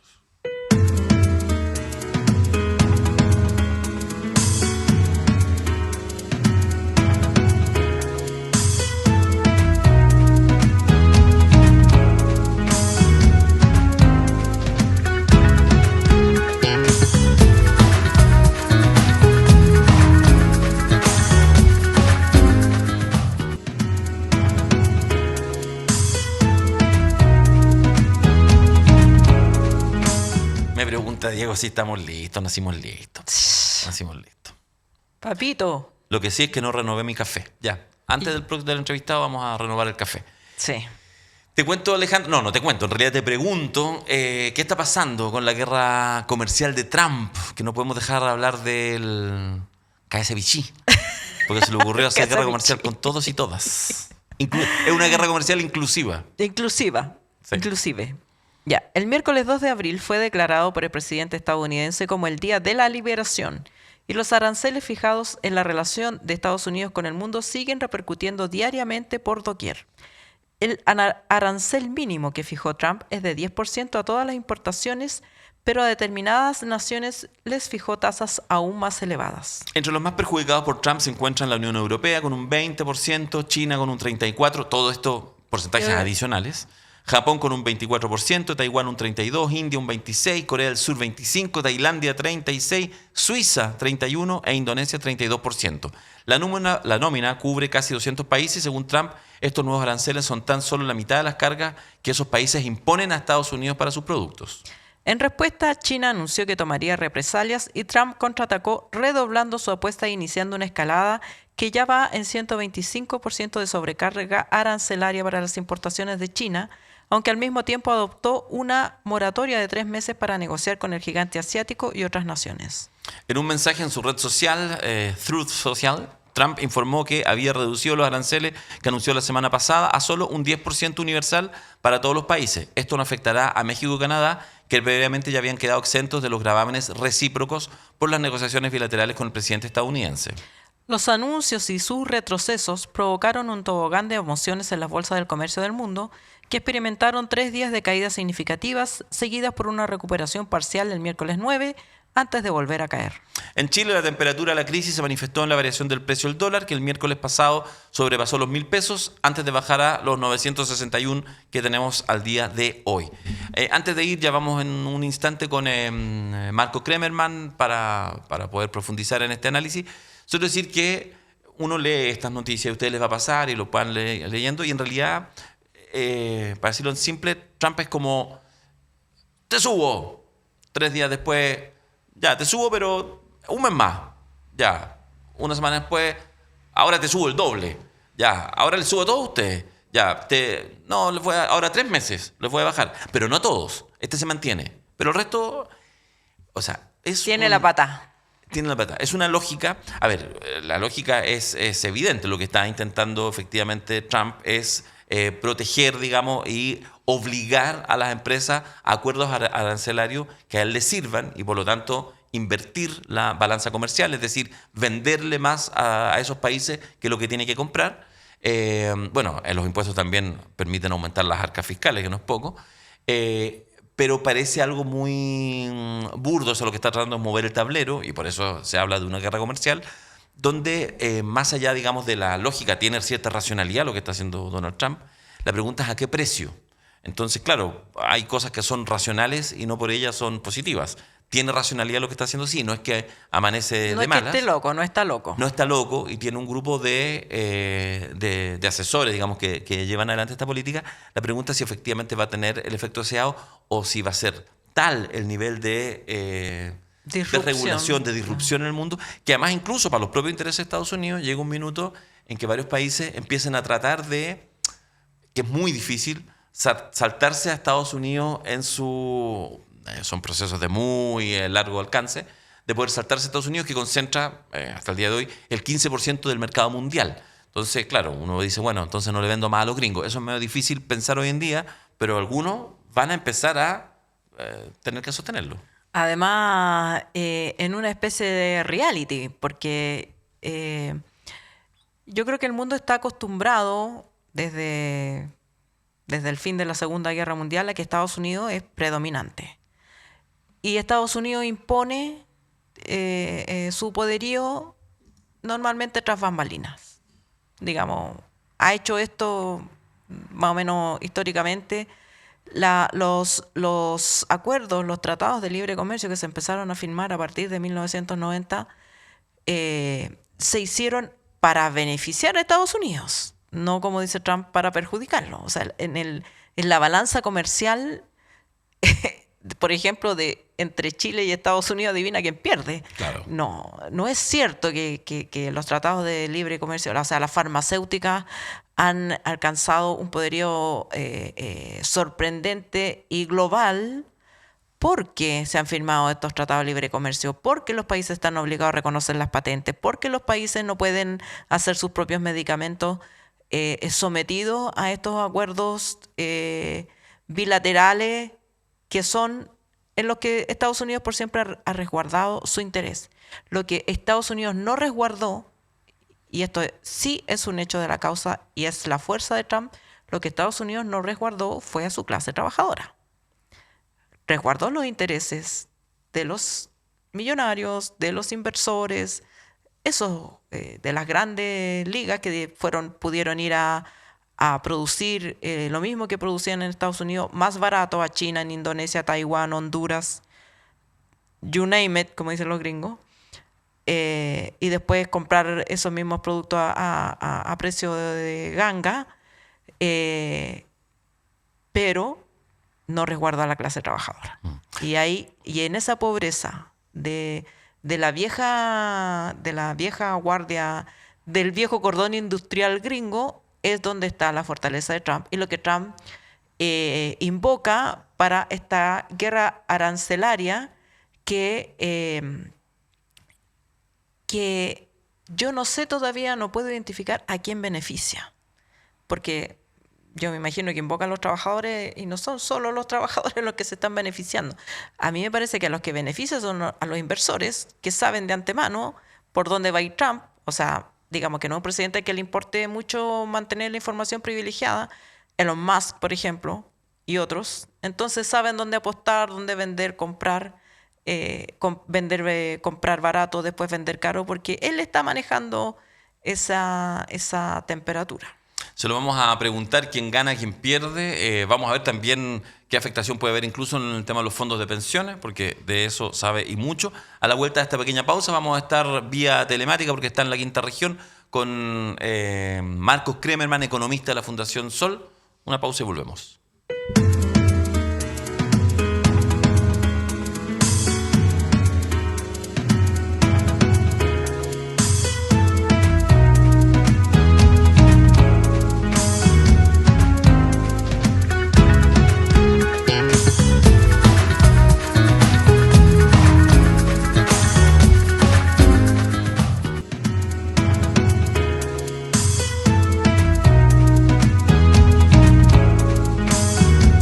Bueno, como siempre que nos ven juntos con Alejandra Matus en la misma imagen, es porque estamos con algún invitado que a distancia ha aceptado la invitación de 32 minutos, en este caso, alguien que, mira, curiosamente es primera vez que está en 32 minutos, pero es muy conocido y yo creo que muy apreciado por la comunidad minutera. Me refiero al economista, integrante, quizás casi rostro más visible de la querida Fundación Sol, me refiero a Marco Kremerman. ¿Cómo estás, Marco? Bienvenido a 32 minutos. Muy bien, muchas gracias Darío, Alejandra, por la invitación. Gracias. ¿Juega usted o juego yo? Juego yo. Estábamos conversando sobre la guerra arancelaria, pero sobre todo de si hay sensatez, racionalidad en las formas, no solamente en las decisiones económicas, no, sino en la forma que se ha anunciado, se anuncian los aranceles, se establecen moratorias, se suben, se bajan. ¿Quién gana en esta puesta en escena? ¿Hay alguien que está ganando detrás? Sí, es una pregunta que tiene desde mi punto de vista una derivada coyuntural y una derivada histórica. En la derivada coyuntural o de las apariencias, es difícil poder establecer resultados finales, ganadores, ganadoras, perdedores, porque es una noticia en desarrollo, como se dice. Y hoy día nos enteramos de una nueva medida, la semana pasada fue un vaivén de medidas, algunas completamente en la línea arancelaria y colocar impuestos muy altos, otras retrayendo parte de esas medidas a un grupo de países. Y eso puede tener impactos de corto, mediano y mediano plazo, ¿no? Quizás ahí podemos entrar en la discusión. Pero la discusión más histórica, cuando analizamos cómo lo vemos en la Fundación Sol al menos, qué está pasando con el sistema capitalista en su conjunto, ahí uno puede tener una discusión que me parece que es la más robusta y la más interesante. Y es que ¿por qué se están llevando a cabo este tipo de medidas? y a quién le sirve finalmente. Eh, y claro, lo que puede parecer confuso en una primera instancia, cómo es posible que Trump impulse aranceles en el país que teóricamente, y ahí es muy importante entrar en esa discusión, promueve la libertad de comercio, que en realidad llegó a ser grande no a través de la libertad de comercio, sino a través del proteccionismo, como tantas hegemonías históricamente. ¿Por qué lo está haciendo? ¿Qué sentido tiene? ¿No? Y es que al parecer estamos eh, siendo testigos como de un proceso que no es un ciclo como el que nos tiene acostumbrado al sistema cada 20 años, cada 30 años, cada 40 años, sino que es un proceso que tiene dimensiones quizás novedosas, ¿no? Eh, Hay un economista, sociólogo italiano, Giovanni Righi, que él tiene muchos libros y uno bien interesante que se llama Largo siglo XX, donde describe, por ejemplo, los últimos 6 siglos, cómo han habido ciclos y procesos de financiarización, donde las transacciones financieras se toman la economía mundial, y en general lo que sucede es que las finanzas salen de los polos hegemónicos, en su momento Holanda, Países Bajos actualmente, Gran Bretaña, Estados Unidos, y se van al nuevo polo hegemónico. Y que hemos visto en los últimos 15, 20 años, o en la agenda neoliberal más profunda, es que los dineros, los recursos no se han ido de Estados Unidos, se han concentrado en Estados Unidos. Entonces uno diría, bueno, las tesis tipo Arrighi no se están cumpliendo cuando tenemos cambios de hegemonía, en vez de que las platas salgan de países como Estados Unidos a China u otros países en un mundo potencialmente multipolar, que es otra discusión. Los dineros se concentran con mayor fuerza en Estados Unidos, y hoy día vemos que por primera vez hay anuncios de que podrían haber espacios de desdolarización. No es que esto no haya ocurrido, no hay un China, esto lo está moviendo y es aliado con harta fuerza, pero al mismo tiempo tenemos un proceso de endeudamiento a nivel mundial, hogares, Estado y empresas, y en particular en Estados Unidos, gigantesco, y uno diría, ¿dónde va a terminar esto? Para cerrar esta primera parte, Estados Unidos en 15 años duplicó su deuda pública. Esto es impresionante, ¿no? Pasó de tener 60% del PIB en deuda pública y hoy día ya tiene más de 120% del PIB en deuda pública. Y esa es una de las preocupaciones. Quienes hacen las lecturas más de fondo dicen, acá el principal problema de que Trump dijera, paremos un poquito con los aranceles, es porque se disparó el rendimiento de los bonos del Tesoro, que es una forma de emitir deuda por parte de los gobiernos. Las tasas de interés suben y en los bonos ocurre al revés. Cuando la tasa de interés sube, baja el precio de los bonos, y eso significa que Estados Unidos prontamente tiene que renovar su deuda, que es gigantesca. El servicio de la deuda está equiparándose al gasto en defensa, y es que va a tener que renovar deuda con tasas de interés más altas. Entonces, ¿cómo se nos tratamos de recolectar más impuestos a través de los aranceles, pero por otro lado se nos abren otros orificios? Entonces, es un panorama donde se están dando muchas cosas al mismo tiempo coyunturales. Y esa deuda, hasta donde entiendo, uno de los principales acreedores es China. Si China Exactamente. decide cobrar la deuda que Estados Unidos tiene con China, quiebra Estados Unidos, ¿no? Más o menos.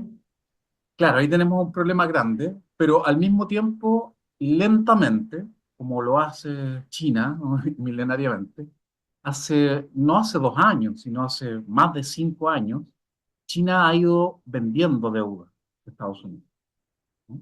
Entonces ahí tenemos un proceso que también explica lo que estamos observando. Entonces China está tratando de empujar la desdolarización a nivel mundial, porque hoy día hace más de casi 5 décadas prácticamente que no tenemos patrón oro, pero el dólar opera como un patrón oro de facto. Pero ese proceso que obliga a países subordinados, como Chile o periféricos, a acumular enorme cantidad de reservas en los bancos centrales, y eso le pasa a todos los países dependientes o periféricos. Eso hace que se comience a calibrar el flujo de divisas y los respaldos para hacer las transacciones. Entonces aparecen las amenazas, por ejemplo, para las transacciones internacionales. Imagino que ustedes saben, o se ha escuchado esto del código SWIFT, ¿no? Que permite Sí. hacer las transacciones internacionales. Eso también se está disputando en estos momentos. También a través de China y ciertos aliados están tratando de montar un SWIFT paralelo, que tiene otro nombre, por supuesto. Entonces, esos son procesos que, desde mi punto de vista, es la apariencia de algo mucho más profundo, mucho más estructural, que es la pérdida de hegemonía de Estados Unidos, ya declarada, ¿no? Por mucho que se traten de agarrar ahí de lo que tienen, pero al mismo tiempo de una situación en el sistema histórico capitalista que puede ser novedosa y no el clásico ciclo que ocurre cada ciertas décadas, sino quizás algo un poco más profundo, ¿no? Y ahí, Novedoso es una palabra alegre, casi, para algo que puede ser tremendo, ¿no? ¿Novedoso en qué sentido? ¿Novedoso un nuevo crash? ¿Qué va a pasar en esta novedad? ¿O qué podría pasar? a ver, obviamente es difícil establecer fechas y procesos con exactitud, porque estamos hablando de siglos, siglos de observar datos, procesos históricos, etcétera. Eh, pero claro, sin duda aquí puede haber muchas complicaciones a nivel económico, a nivel financiero y lo más importante a nivel de los hogares, ¿no? Porque obviamente muchas personas dicen, bueno, ¿qué relación podría tener que se caiga el precio de las criptomonedas o que los bonos de tesoro, que es un instrumento de deuda que emite el gobierno de Estados Unidos, aumente la tasa de interés con que yo pueda ir a comprar un kilo de pan y el precio suba, se mantenga o caiga? Tiene toda relación, lamentablemente, ¿no? Tiene toda relación porque los circuitos globales que hoy día existen para los flujos de capital, los flujos de fuerza de trabajo y las cadenas de valor globales, si bien han existido en otros siglos, hoy día las dimensiones, dados los avances tecnológicos, son otras, ¿no? Las escalas son otras, que cuesta imaginarlas, ¿no? Y con la inteligencia artificial son otras. Entonces, lamentablemente, son momentos de mucha incertidumbre.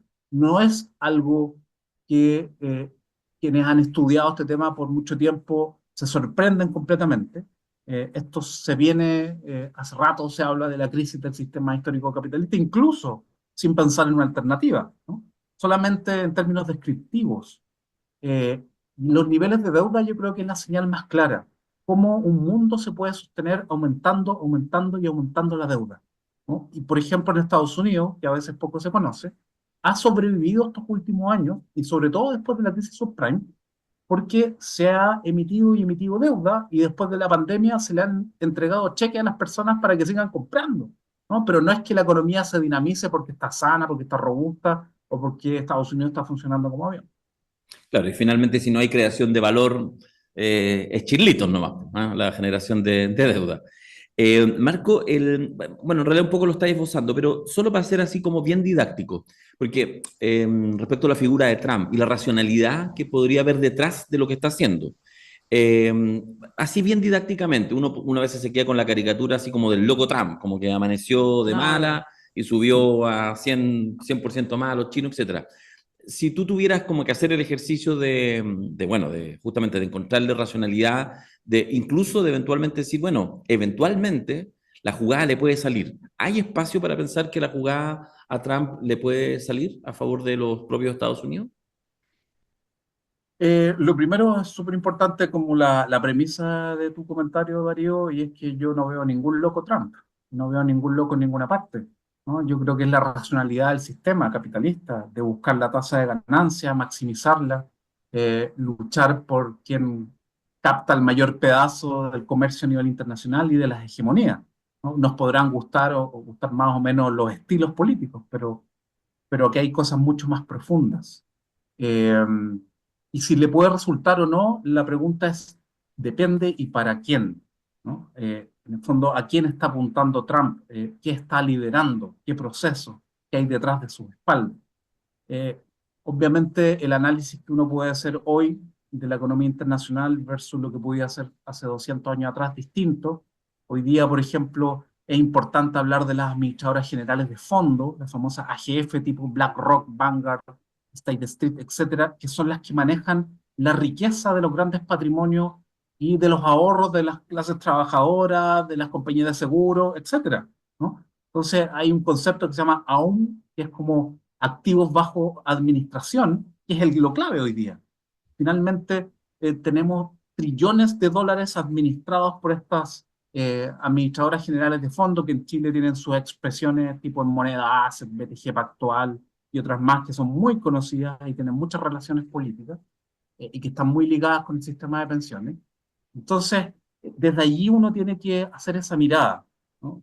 No es de extrañar que antes de que Trump pausara los aranceles por 90 días, lo anunció algunas horas antes. Dijo, es un buen momento para comprar, porque sabía que iba a venir un aumento en las bolsas. Entonces, estamos en esa etapa de la especulación financiera, de los movimientos financieros multiplicados por 10, por 20, por 30 en relación a la economía real de los zapatos, de las manzanas, del pan, de la cuenta del gas, de la cuenta de la luz. Entonces, a mí me parece que eh, estamos en un periodo que hay que ser muy fino en el análisis de corto y mediano y largo plazo. En el corto plazo pueden haber ganadores y perdedores, le puede resultar ciertas medidas a Trump o no, pero creo que en el mediano plazo estamos en un proceso que tiene otras dinámicas y que es difícil de que se contenga a la clásica que estábamos acostumbrados en las décadas anteriores. Te quiero hacer una pregunta que escapa, lo digo, digamos, probablemente a las ciencias económicas, pero obviamente tú tienes una trayectoria, tienes un nivel de conocimiento, no solo desde la economía, sino también los movimientos políticos, y te quiero pedir una reflexión, si la tienes, respecto a esta relación entre Donald Trump y Elon Musk. Y cuando estoy pensando en Elon Musk, estoy pensando en este tipo de poder alternativo, digamos, poderes económicos, en este caso de un tipo que dirige una serie de empresas y que es más grande que muchos estados. Y entonces cuando esto se relaciona en una relación tan explícita, tan transparente como improbable hace unos pocos años atrás, eh, ¿te pasa algo? ¿Hay alguna reflexión? ¿Hay alguna mirada adicional en términos de cómo se están comportando estos grandes intereses, ya no solamente de Estados, sino de particulares a nivel mundial? Claro, inmediatamente surge el concepto de plutocracia, eh, que siempre ha estado presente. Lo que sucede, desde mi punto de vista, en estos periodos, y sobre todo con Donald Trump, por las características de Estados Unidos como hegemonía, es que esto es una plutocracia más directa, ¿no? Las plutocracias en el fondo han existido desde mi punto de vista y es la característica principal de lo que llamamos democracia, pero quienes tienen las principales fortunas siempre no toman las riendas directas, no están en la subsecretaría, en los ministerios necesariamente, a veces por ahí hay algunas, algunos cambios, o en las posiciones de mando administrativo, ¿no? En cambio, hoy día en Estados Unidos sí aparecen los propios multimillonarios tomando decisiones, despidiendo personas del Estado directamente, cambiando agencias, entre otras cosas. Eh, la particularidad es que estos multimillonarios no es cualquier multimillonario, sino que son multimillonarios vinculados con eh, las nuevas características de la economía, con la tecnología, con la inteligencia artificial, y eso creo que le da una preocupación adicional, porque es algo que es más desconocido, donde no sabemos la potencialidad que va a tener y los alcances en los próximos años con avances geométricos, ¿no? Donde en 2 años hay nuevos descubrimientos y rápidamente tenemos nuevas tecnologías, y eso significa que pueden haber nuevos controles, ¿no? Eh, entonces, creo que estas distinciones que se hacen sobre todo del mundo más centrista, que en Chile existen con harta fuerza, me parecen bastante extraños cuando hacen esta distinción entre democracia y lo que se está viviendo en Estados Unidos, o incluso hoy día yo veo a muchas personas vinculadas a los gobiernos de derecha, centro derecha, en contra de Trump y sus medidas, pero no necesariamente son antagonistas esas medidas a la democracia liberal que nos han leído desde nuestro punto de vista, ¿no? Creo que esto es una expresión de un proceso continuo. Esto no es una alteración, no es una locura, sino que es una consecución, el resultado final de un proceso continuo donde creíamos que participábamos de manera equilibrada y parece que se nos habían olvidado que existían relaciones de poder desde la persona que se contrata y va a pedir pega y le pagan el salario mínimo hasta las negociaciones de tratados de libre comercio.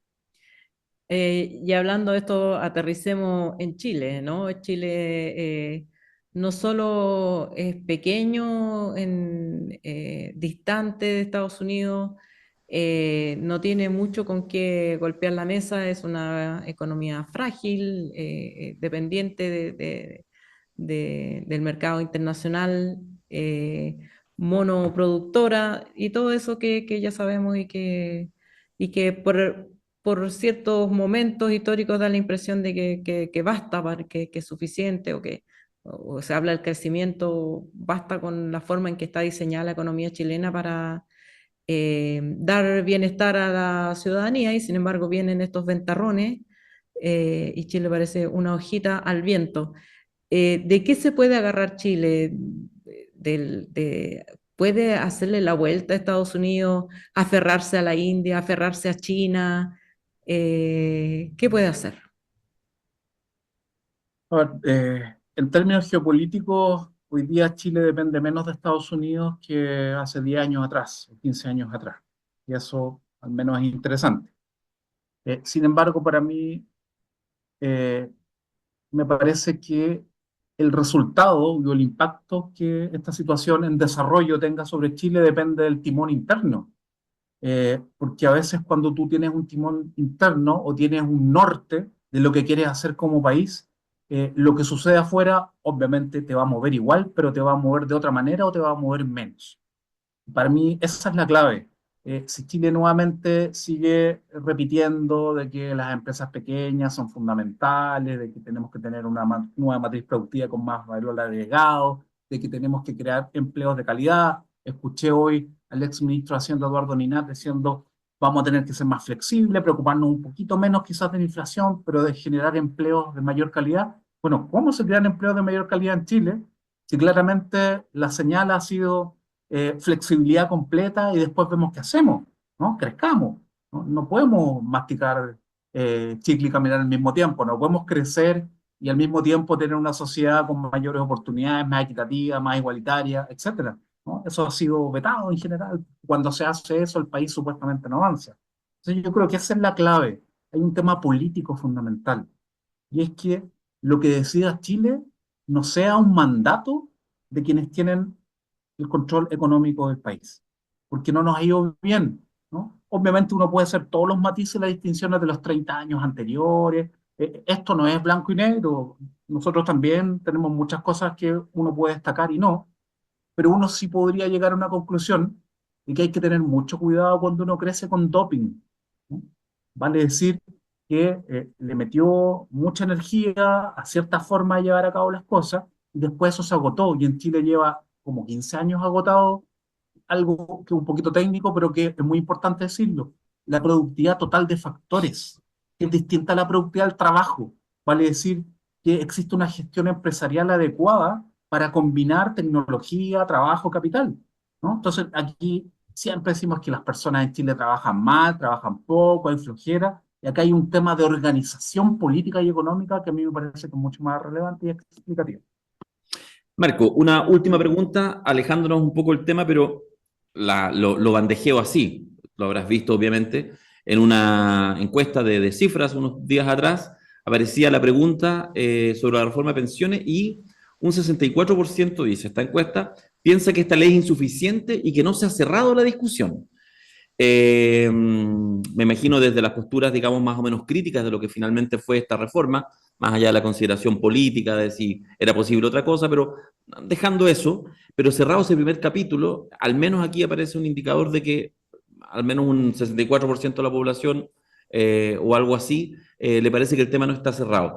¿Crees tú que hay, cómo ves tú, digamos, crees que hay espacio, crees que es fundamental?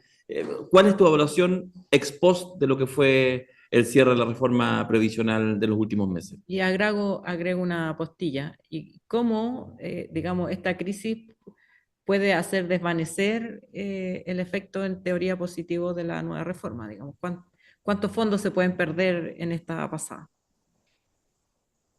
A ver, ahí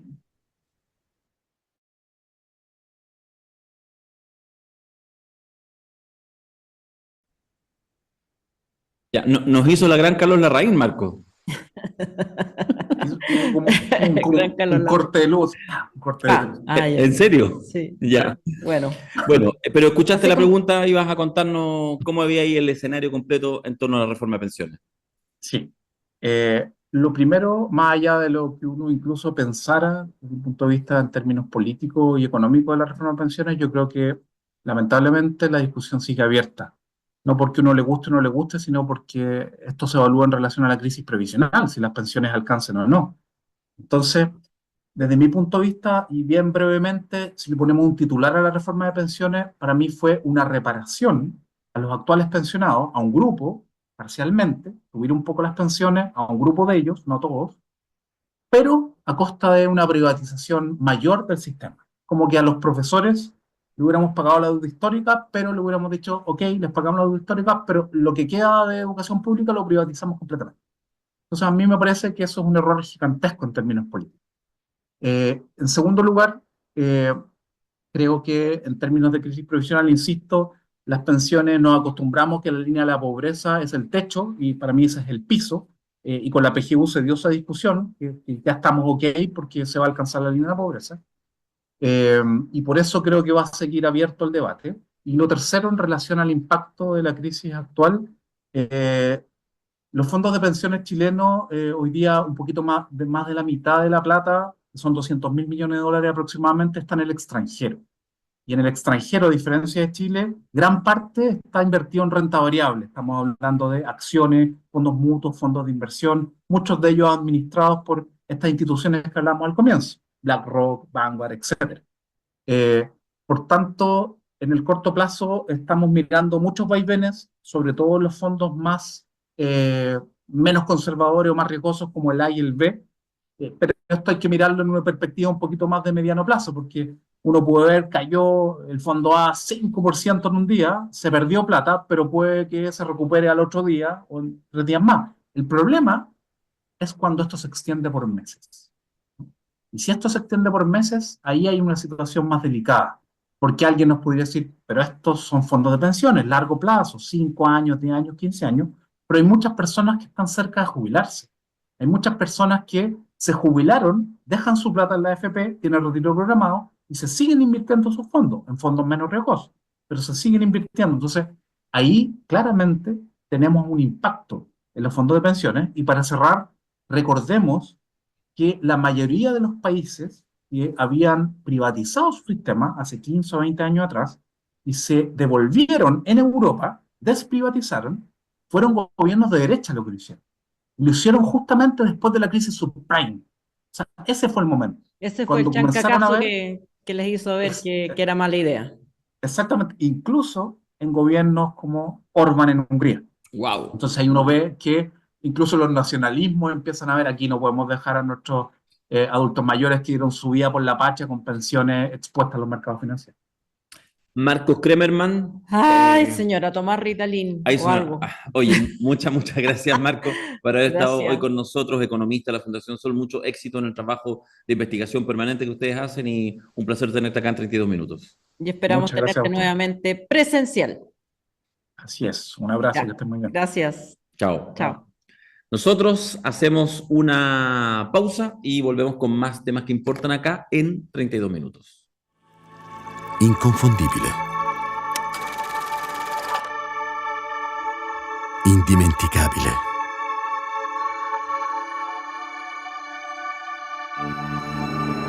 E il nostro caffè oggi riparte, portandoci a scoprire nuove parti del mondo. Prima di tutto, scegli se vuoi fare un caffè o se vuoi fare un costadoro. Mio padre diceva così, mentre ogni mattina faceva la sua scelta. Quella giusta, da sempre. Ecco dove ci porta il nostro viaggio.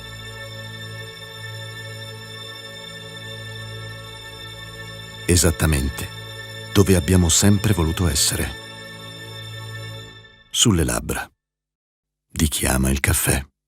Y ahora vamos a ver en qué va la ley de seguridad municipal. Te voy a contar, Alejandra, que el pasado miércoles la ley de seguridad municipal fue aprobada en la Comisión Unida de Seguridad y Gobierno del Senado, Dentro de los puntos más discutidos estuvo, que es lo que ustedes han sabido en estos últimos meses, la discusión, la aprobación del uso de armas no letales, como pistolas Taser, por parte de los inspectores municipales.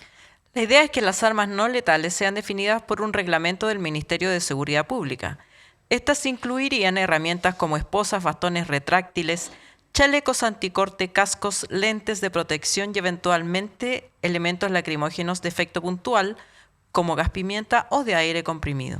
Según la norma aprobada en el segundo trámite legislativo y a la que aún le resta ser aprobada en el Senado, los funcionarios de seguridad municipal deberán ser debidamente capacitados en materias como el respeto a los derechos humanos, uso proporcional de la fuerza, control de crisis y primeros auxilios. Además, acordó la prohibición expresa para el uso de estos empleados en labores de orden público, pero se admite su potencial efecto disuasivo en situaciones de defensa. Antes de la votación, los alcaldes Mario Desbordes, Maximiliano Luxic y Jaime Bellolio, le cambié el apellido, propusieron postergar la discusión sobre el uso de armas no letales con el fin de facilitar la aprobación general de la Ley de Seguridad Municipal. En tanto, el alcalde de Zapallar y presidente de la Asociación Chilena de Municipalidades, Gustavo Alessandris, aseguró que lo peor es hacer cosas a medias, haciendo referencia al rechazo de los alcaldes del oficialismo a la nueva ley. Desde Concepción, el alcalde Héctor Muñoz hizo un llamado a que la ley de seguridad municipal se votara lo antes posible en el Senado. Necesitamos con urgencia la aprobación de la ley de seguridad. Como Concepción lo necesitamos que nuestros funcionarios tengan más atribuciones, más resguardos en el combate preventivo de la delincuencia y otras incivilidades que se producen en la ciudad y en todo Chile, afirmó el alcalde del Partido Social Cristiano de ultraderecha. La discusión está es compleja, tiene elementos técnicos, tiene también obviamente una agenda política de seguridad, donde la derecha lo que trata también de hacer ciertos puntos pensando en las elecciones, en fin, también está la exigencia de los alcaldes. Está súper revuelto y nos lleva más a temas como los que estábamos conversando, que en el fondo es la complejidad en todo orden de cosas del uso legítimo de la fuerza y de la posibilidad que ciertas personas tengan la capacitación y las capacidades para hacer uso de la fuerza. En el fondo, para que haya policía municipal. Y yo recuerdo, de nuevo, que de ahí uno está más vieja y se acuerda de cosas, me acuerdo que se dio esta discusión a comienzos de la transición y la derecha unida se opuso frontalmente a la existencia de policía municipal con el argumento de que debilitaría las instituciones de orden público como Carabineros. En defensa de Carabineros existió siempre una férrea oposición de la derecha a la existencia de policías municipales. ¿Qué cambió y por qué cambió? Es lo que vamos a conversar. Es lo que vamos a conversar. Vamos a hacer un pequeño alto porque está con nosotros el alcalde de la comuna de San Joaquín, Cristóbal Labra, que vamos a estar conversando. ¿Cómo lo ven desde ese lugar también a veces bien complejo y bien jamón del sándwich, que son los municipios y el apoyo o lo que puedan hacer en esto que llamamos el combate a la delincuencia? Una pausa y volvemos con el alcalde de San Joaquín.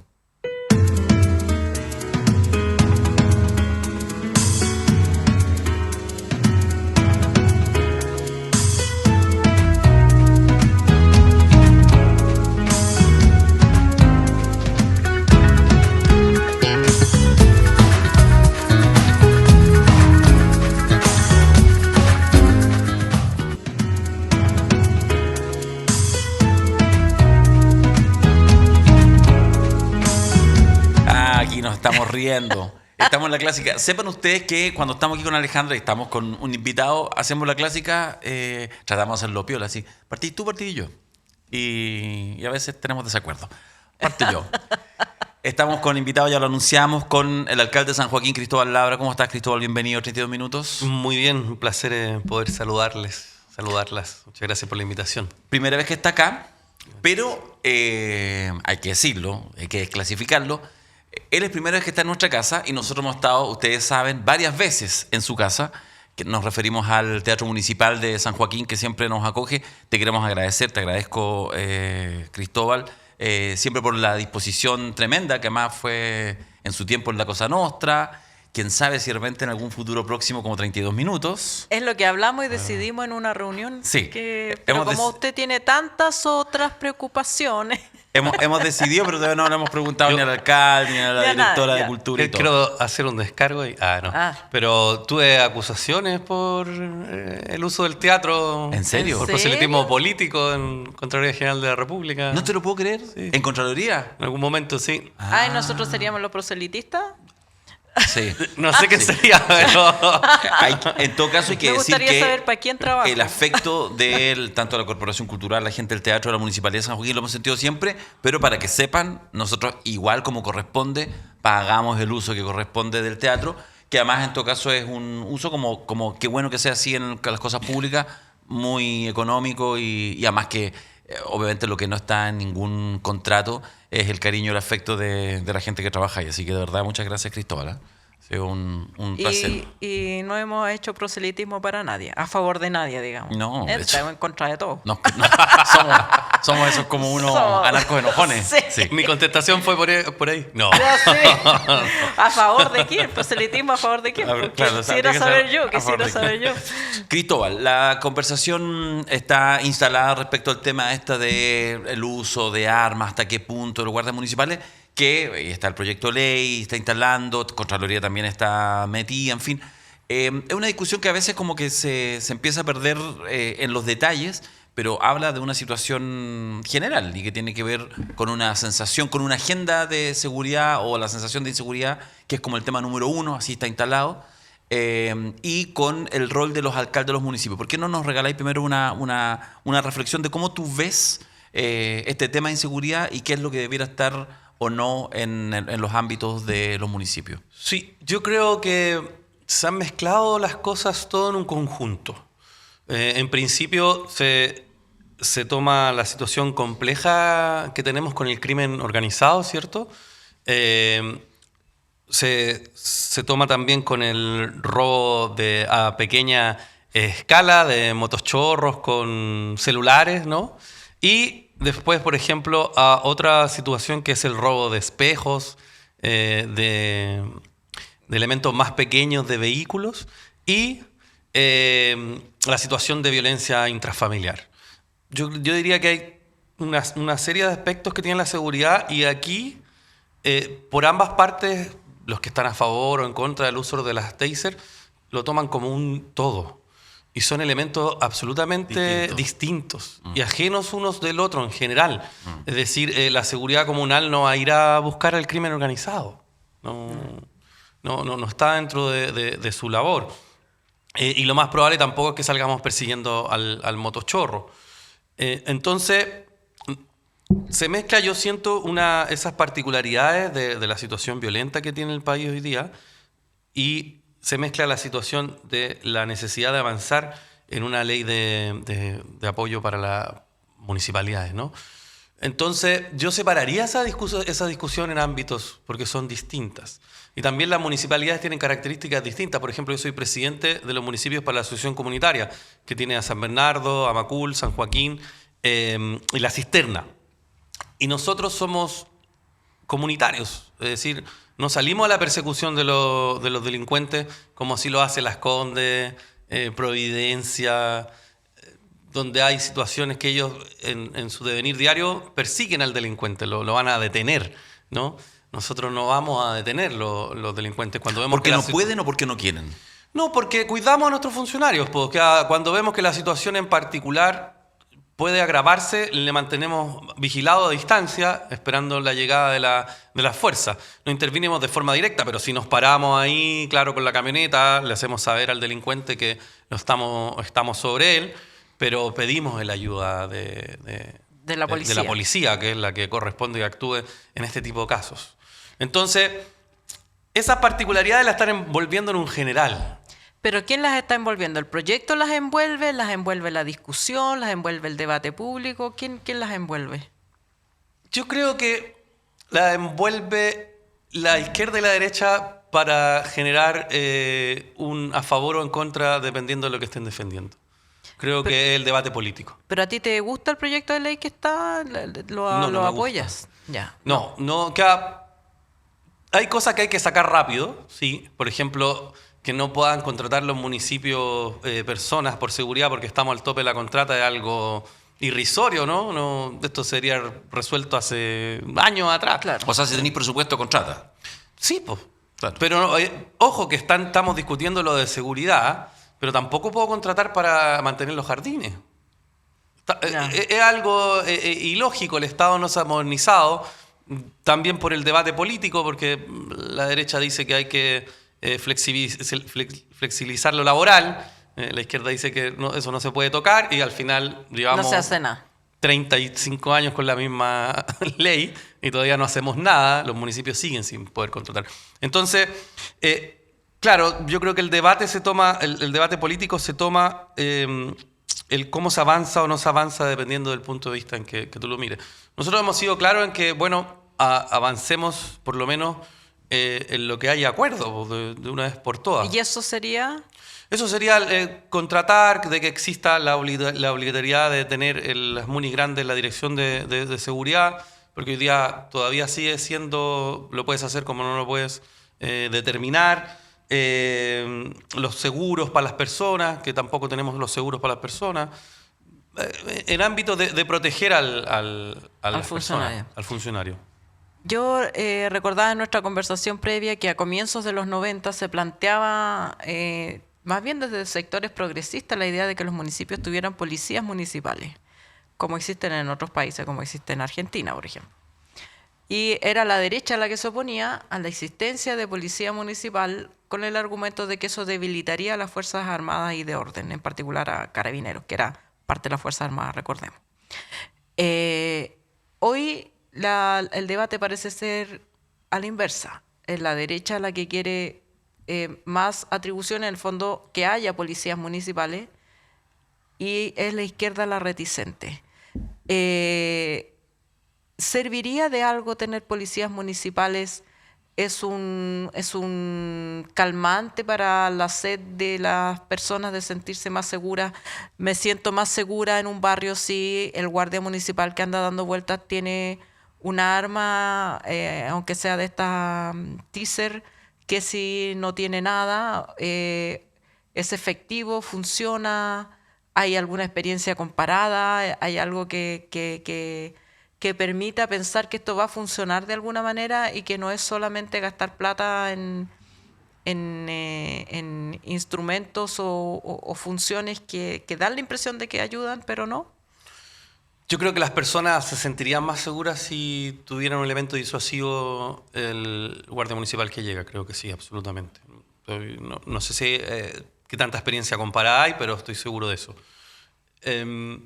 Policía municipal yo no tendría. Creo que el país todavía no enfrenta la discusión del narcotráfico y el crimen organizado, y creo que un alcalde manejando a la policía sería muy complejo.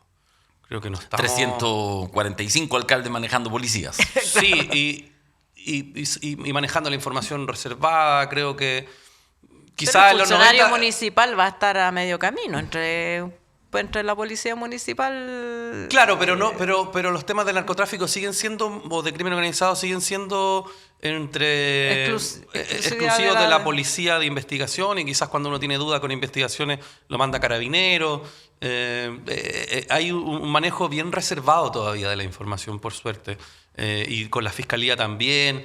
Esas cosas no se filtran o por lo menos hasta el momento no hemos tenido problemas de filtraciones de ese tipo, que me parece muy bien. Creo que la policía municipal fuera para otros temas que no tuvieran que ver quizás con el narcotráfico o el crimen organizado, podría funcionar, tal vez. No hemos abierto esa discusión, no lo hemos discutido, hemos discutido que no, pero porque tenemos esta reticencia en particular, ¿no? Que es sumamente complejo, donde tenemos nosotros barrios donde existe el crimen organizado, ¿cierto? Donde hay armamento de fuego. No se olviden que yo tengo la primera población intervenida policialmente, donde hay carros blindados de hace 25 años con suma ametralladora, con carabineros con casco. Y hablemos de esa experiencia. ¿Ha funcionado? No, fracasó. No sé por qué no dieron por fracasado Estadio Seguro, venía escuchando, y no se ha dado por fracasado este plan. Cristóbal, sí, es interesante el tema, porque fue en algún minuto, se destacó el tipo como de intervención, que además se pensó la intervención que hubo en un sector de La Legua, como que fue esta idea de romper pasajes que estaban cerrados, etcétera. En el fondo hubo todo un dispositivo que además tenía que ir acompañado de muchos elementos más, digamos, de mejorar las condiciones y la calidad de vida de los vecinos. Ya, eso efectivamente, tú dices, igual es fuerte declaración tuya decir... Fracasó. Fracasó. ¿Por Sí, qué fracasó? Fracasó porque no hubo un componente educacional. No hay profesores detrás de estas intervenciones. Mientras no hayan pedagogos generando la necesidad de cómo reeducamos o cómo educamos para que esto no vuelva a ocurrir, van a fracasar todos los procesos en general, creo yo. Bueno, yo soy profesor, pero no lo digo por ser profesor, lo digo porque es algo que se visualiza. En todo esto hay mucho tecnicismo, pero nadie ve cómo se produce el cambio. El Estado no ha estudiado cómo generar la política de cambio de las personas, porque aquí lo que hay que hacer cambiar es una conducta cultural de las personas, cómo nos siguen en el narcotráfico, ¿no? Y por lo tanto, el crimen organizado partió en San Joaquín y partió porque llegó la policía en el año 2000, en el 2000 intervino, entraron a las casas de los narcotraficantes, se llevaron a los narcotraficantes y dejaron a los niños sin cuidado de nadie. Esos niños, que hoy día tienen 35 años, son el crimen organizado en Chile. Ese efecto está claro. Nadie se preocupó de ese niño que tenía 4 años, 5 años, 10 años, 11 años, de hacerle el seguimiento. No hubo el Estado no fue a decir dónde está ese niño, qué se hizo con ese niño, qué pasó con ese niño, con sus papás presos, con largas condenas, a cargo de la abuela, de los vecinos. ¿Dónde estuvo ese trabajo? Nadie hizo ese trabajo. El Estado no desarrolla ese trabajo. Por lo tanto, ¿cómo vamos a cambiar una política cultural si no hay proceso educativo que esté a cargo del Estado? Y fuera del proceso educativo, ¿qué le pasa a un grupo de personas, a una población entera que está permanentemente sitiada por la policía, sea o no sea parte del crimen organizado, tenga o no tenga perspectivas de participar del crimen organizado? ¿No es una manera también de empujarlo? Bueno, si ya me tratan como delincuente, mejor me dedico a la delincuencia. Absolutamente. La gente vivimos un estado, yo creo, de una dictadura del miedo desde, por lo menos ahí, desde 20 años, 25 años, donde el Estado se encuentra en las avenidas principales, pero O sea, hay niños que se han criado completamente toda su vida así. 2 generaciones y media. Entonces, no se actuó y todavía no se actúa. Ojo, si ese es el problema más grave. Nosotros, por ejemplo, cuando yo llegué al gobierno, te pasaban 500 millones de pesos para desarrollar planes. Generalmente se lo repartían entre las organizaciones del sector para hacer un carnaval, ese tipo de cosas, como acciones. Entonces, cuando yo llegué estaba Piñera todavía. Y les dije, yo no quiero plata. Le dije, no me pasen nada. Hagamos un centro educacional, con psiquiatras, psicólogos, con profesores, un lugar donde podamos tener a los niños en algún momento, que el Estado los tome y este centro haga el seguimiento. Que Piñera dijo, la Martorell estaba en ese momento, dijo, hagámoslo. Me parece, alcalde, una buena decisión. Y avanzamos en ese proceso y después llegó el presidente. Por suerte apenas salió elegido, fue a La Legua, yo le comenté esto, le dije, mire, esto quedó... El gobierno dijo que sí, ayúdame con esto, presidente. El presidente dijo, vamos también, y le logró asignar unos recursos para la construcción del centro. Nos demoramos por la burocracia del Estado, como ustedes la conocen, y el centro se está construyendo. Pero han pasado 3 años y medio y ya estamos encaminados que el centro se construye y debería estar en funcionamiento a principios del año que viene. Esto está apoyado también por la Católica, ¿no? Estamos con la Facultad de Ciencias Sociales de la Católica, que está con nosotros trabajando en este modelo de intervención psiquiátrico, psicosocial, creo yo, porque ya va a un nivel más... No nos sirve hoy día que sea solo psicosocial, porque hay una intervención que ya yo creo que está en el ámbito mayor de las ciencias médicas, de estudiar, como tú dices, Alejandra, este fenómeno de qué le pasa a la población viviendo tantos años bajo una situación... Sospecha Y de miedo. Y de miedo, claro. De miedo, porque tenía a la policía ¿cierto? Que te mira con una perspectiva de poder ser delincuente, y tenía los narcotraficantes que te tienen también encerrado. Entonces, es complejo. Y todo esto, para el punto que estamos hablando, se mezcla dentro de esta crimen este organizado, robo de vehículos, motochorro, una discusión compleja. Cristóbal, te hago una pregunta, pero que tiene con una percepción que tengo respecto a la gestión que tú haces en San Joaquín, y por eso te pido una reflexión también como de tu caso y el rol de los alcaldes. En general uno ve que hay muchos alcaldes que quedan muy prisioneros del discurso, no el discurso, de la exigencia del tema de la seguridad. Y por lo tanto, de hecho eso lo vimos en la última elección municipal, muchos alcaldes era tema 1, 2 y 3, seguridad. Sobre todo las que tienen mayor visibilidad nacional, qué sé yo, Ñuñoa, Santiago, qué decir, Providencia incluso, etc. Y por lo tanto me imagino que es muy complejo desde ese lugar resistirse a que finalmente sea el tema de seguridad el que se tome tu agenda, tus promesas de campaña, tus planes y programas, sabiendo, en una discusión en serio, que los alcaldes tienen menos que hacer, poco que hacer. O sea, que la discusión obviamente está en otro lugar, está en el gobierno central, incluso está en el gobierno metropolitano en algún sentido, pero no en los municipios. Pero insisto, la tentación es difícil. Aquí viene mi comentario. A mí me da la sensación, un poco lo que yo he visto en San Joaquín, de tu gestión, etcétera, es que efectivamente ustedes le hacen bastante el quite y que tienen en realidad, cuando yo me entero, que me aparecen en redes sociales, etcétera, cosas que pasan en San Joaquín que las hace la municipalidad, en general no están en ese ámbito, están más bien en otros ámbitos, educacional, cultural, etcétera. No sé si será que sencillamente es lo que llega nomás a mi Instagram, pero así lo veo. ¿Es así? ¿Tienes una mirada un poco de tratar de mantenerte, que me imagino que tiene un costo, de mantenerte un poco más ajeno solamente como a la acción o al efectismo en materia de seguridad? Es complejo, pero nosotros lo que hicimos es que desarrollamos un plan de seguridad. Por lo tanto, sí ha sido el centro de nuestro discurso. Quizás, claro, no se materializa tanto hoy día en las redes sociales, pero porque nosotros decidimos tener un plan. Nosotros estamos entre las comunas más seguras de la región y de la zona sur, porque también hemos invertido más. Es decir, para que se haga una idea, nuestro sistema de cámara hoy día son 136 cámaras mirando y 30 de lectura placa patente. Nuestra flota de vehículos es de 22. Es decir, tenemos un dron de uso militar. Y estamos a punto de ser uno de los primeros en tener el sistema conectado a inteligencia artificial después de las comunas ricas. Entonces, nuestro discurso ha sido permanente en seguridad, de que hay que invertir. Por ejemplo, nosotros entramos en un proceso de restricción presupuestaria para poder terminar y comprar este sistema de inteligencia artificial. Entonces, claro, no se ve en las redes, pero es algo que yo transmito todo el tiempo en terreno.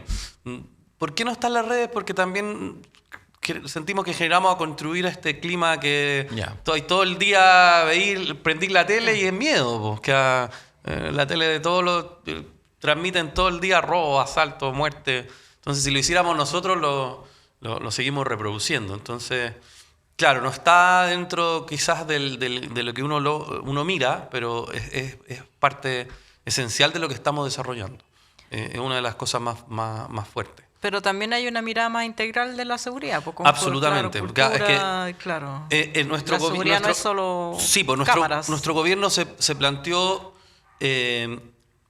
llegar a los barrios a través de un proceso de acción comunitaria. Es decir, que el barrio pudiese volver a tener lo que era cuando uno era chico. Su club de fútbol, su organización comunitaria funcionando.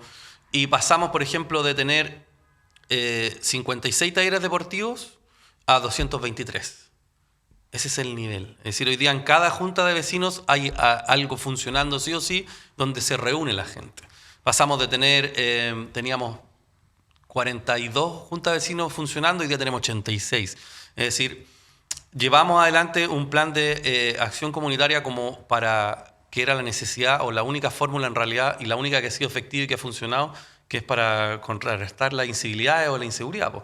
Los vecinos organizados en su barrio, ocupando la plaza y la cancha, es un barrio más Esa es la seguro. mejor prevención. Eso lo hicimos, pues también está dentro del plan, que a más cámaras, pero aumentamos y hoy día tenemos clubes donde generalmente en los barrios más complejos, donde no había club deportivo, hoy día tenemos el club deportivo del barrio funcionando, tenemos al grupo de mujeres haciendo zumba, hemos desarrollado eso y es parte esencial de nuestro discurso, ¿no? Fundamental.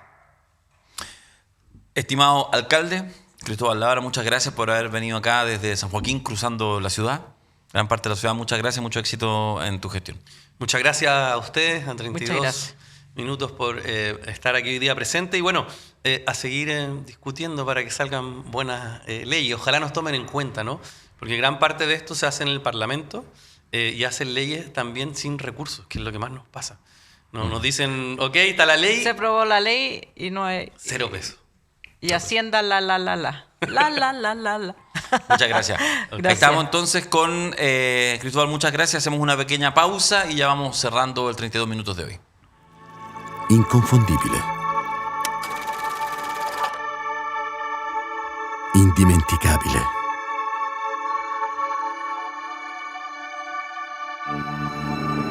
E il nostro caffè oggi riparte, portandoci a scoprire nuove parti del mondo. Prima di tutto, scegli se vuoi fare un caffè o se vuoi fare un costadoro. Mio padre diceva così, mentre ogni mattina faceva la sua scelta. Quella giusta, da sempre. Ecco dove ci porta il nostro viaggio.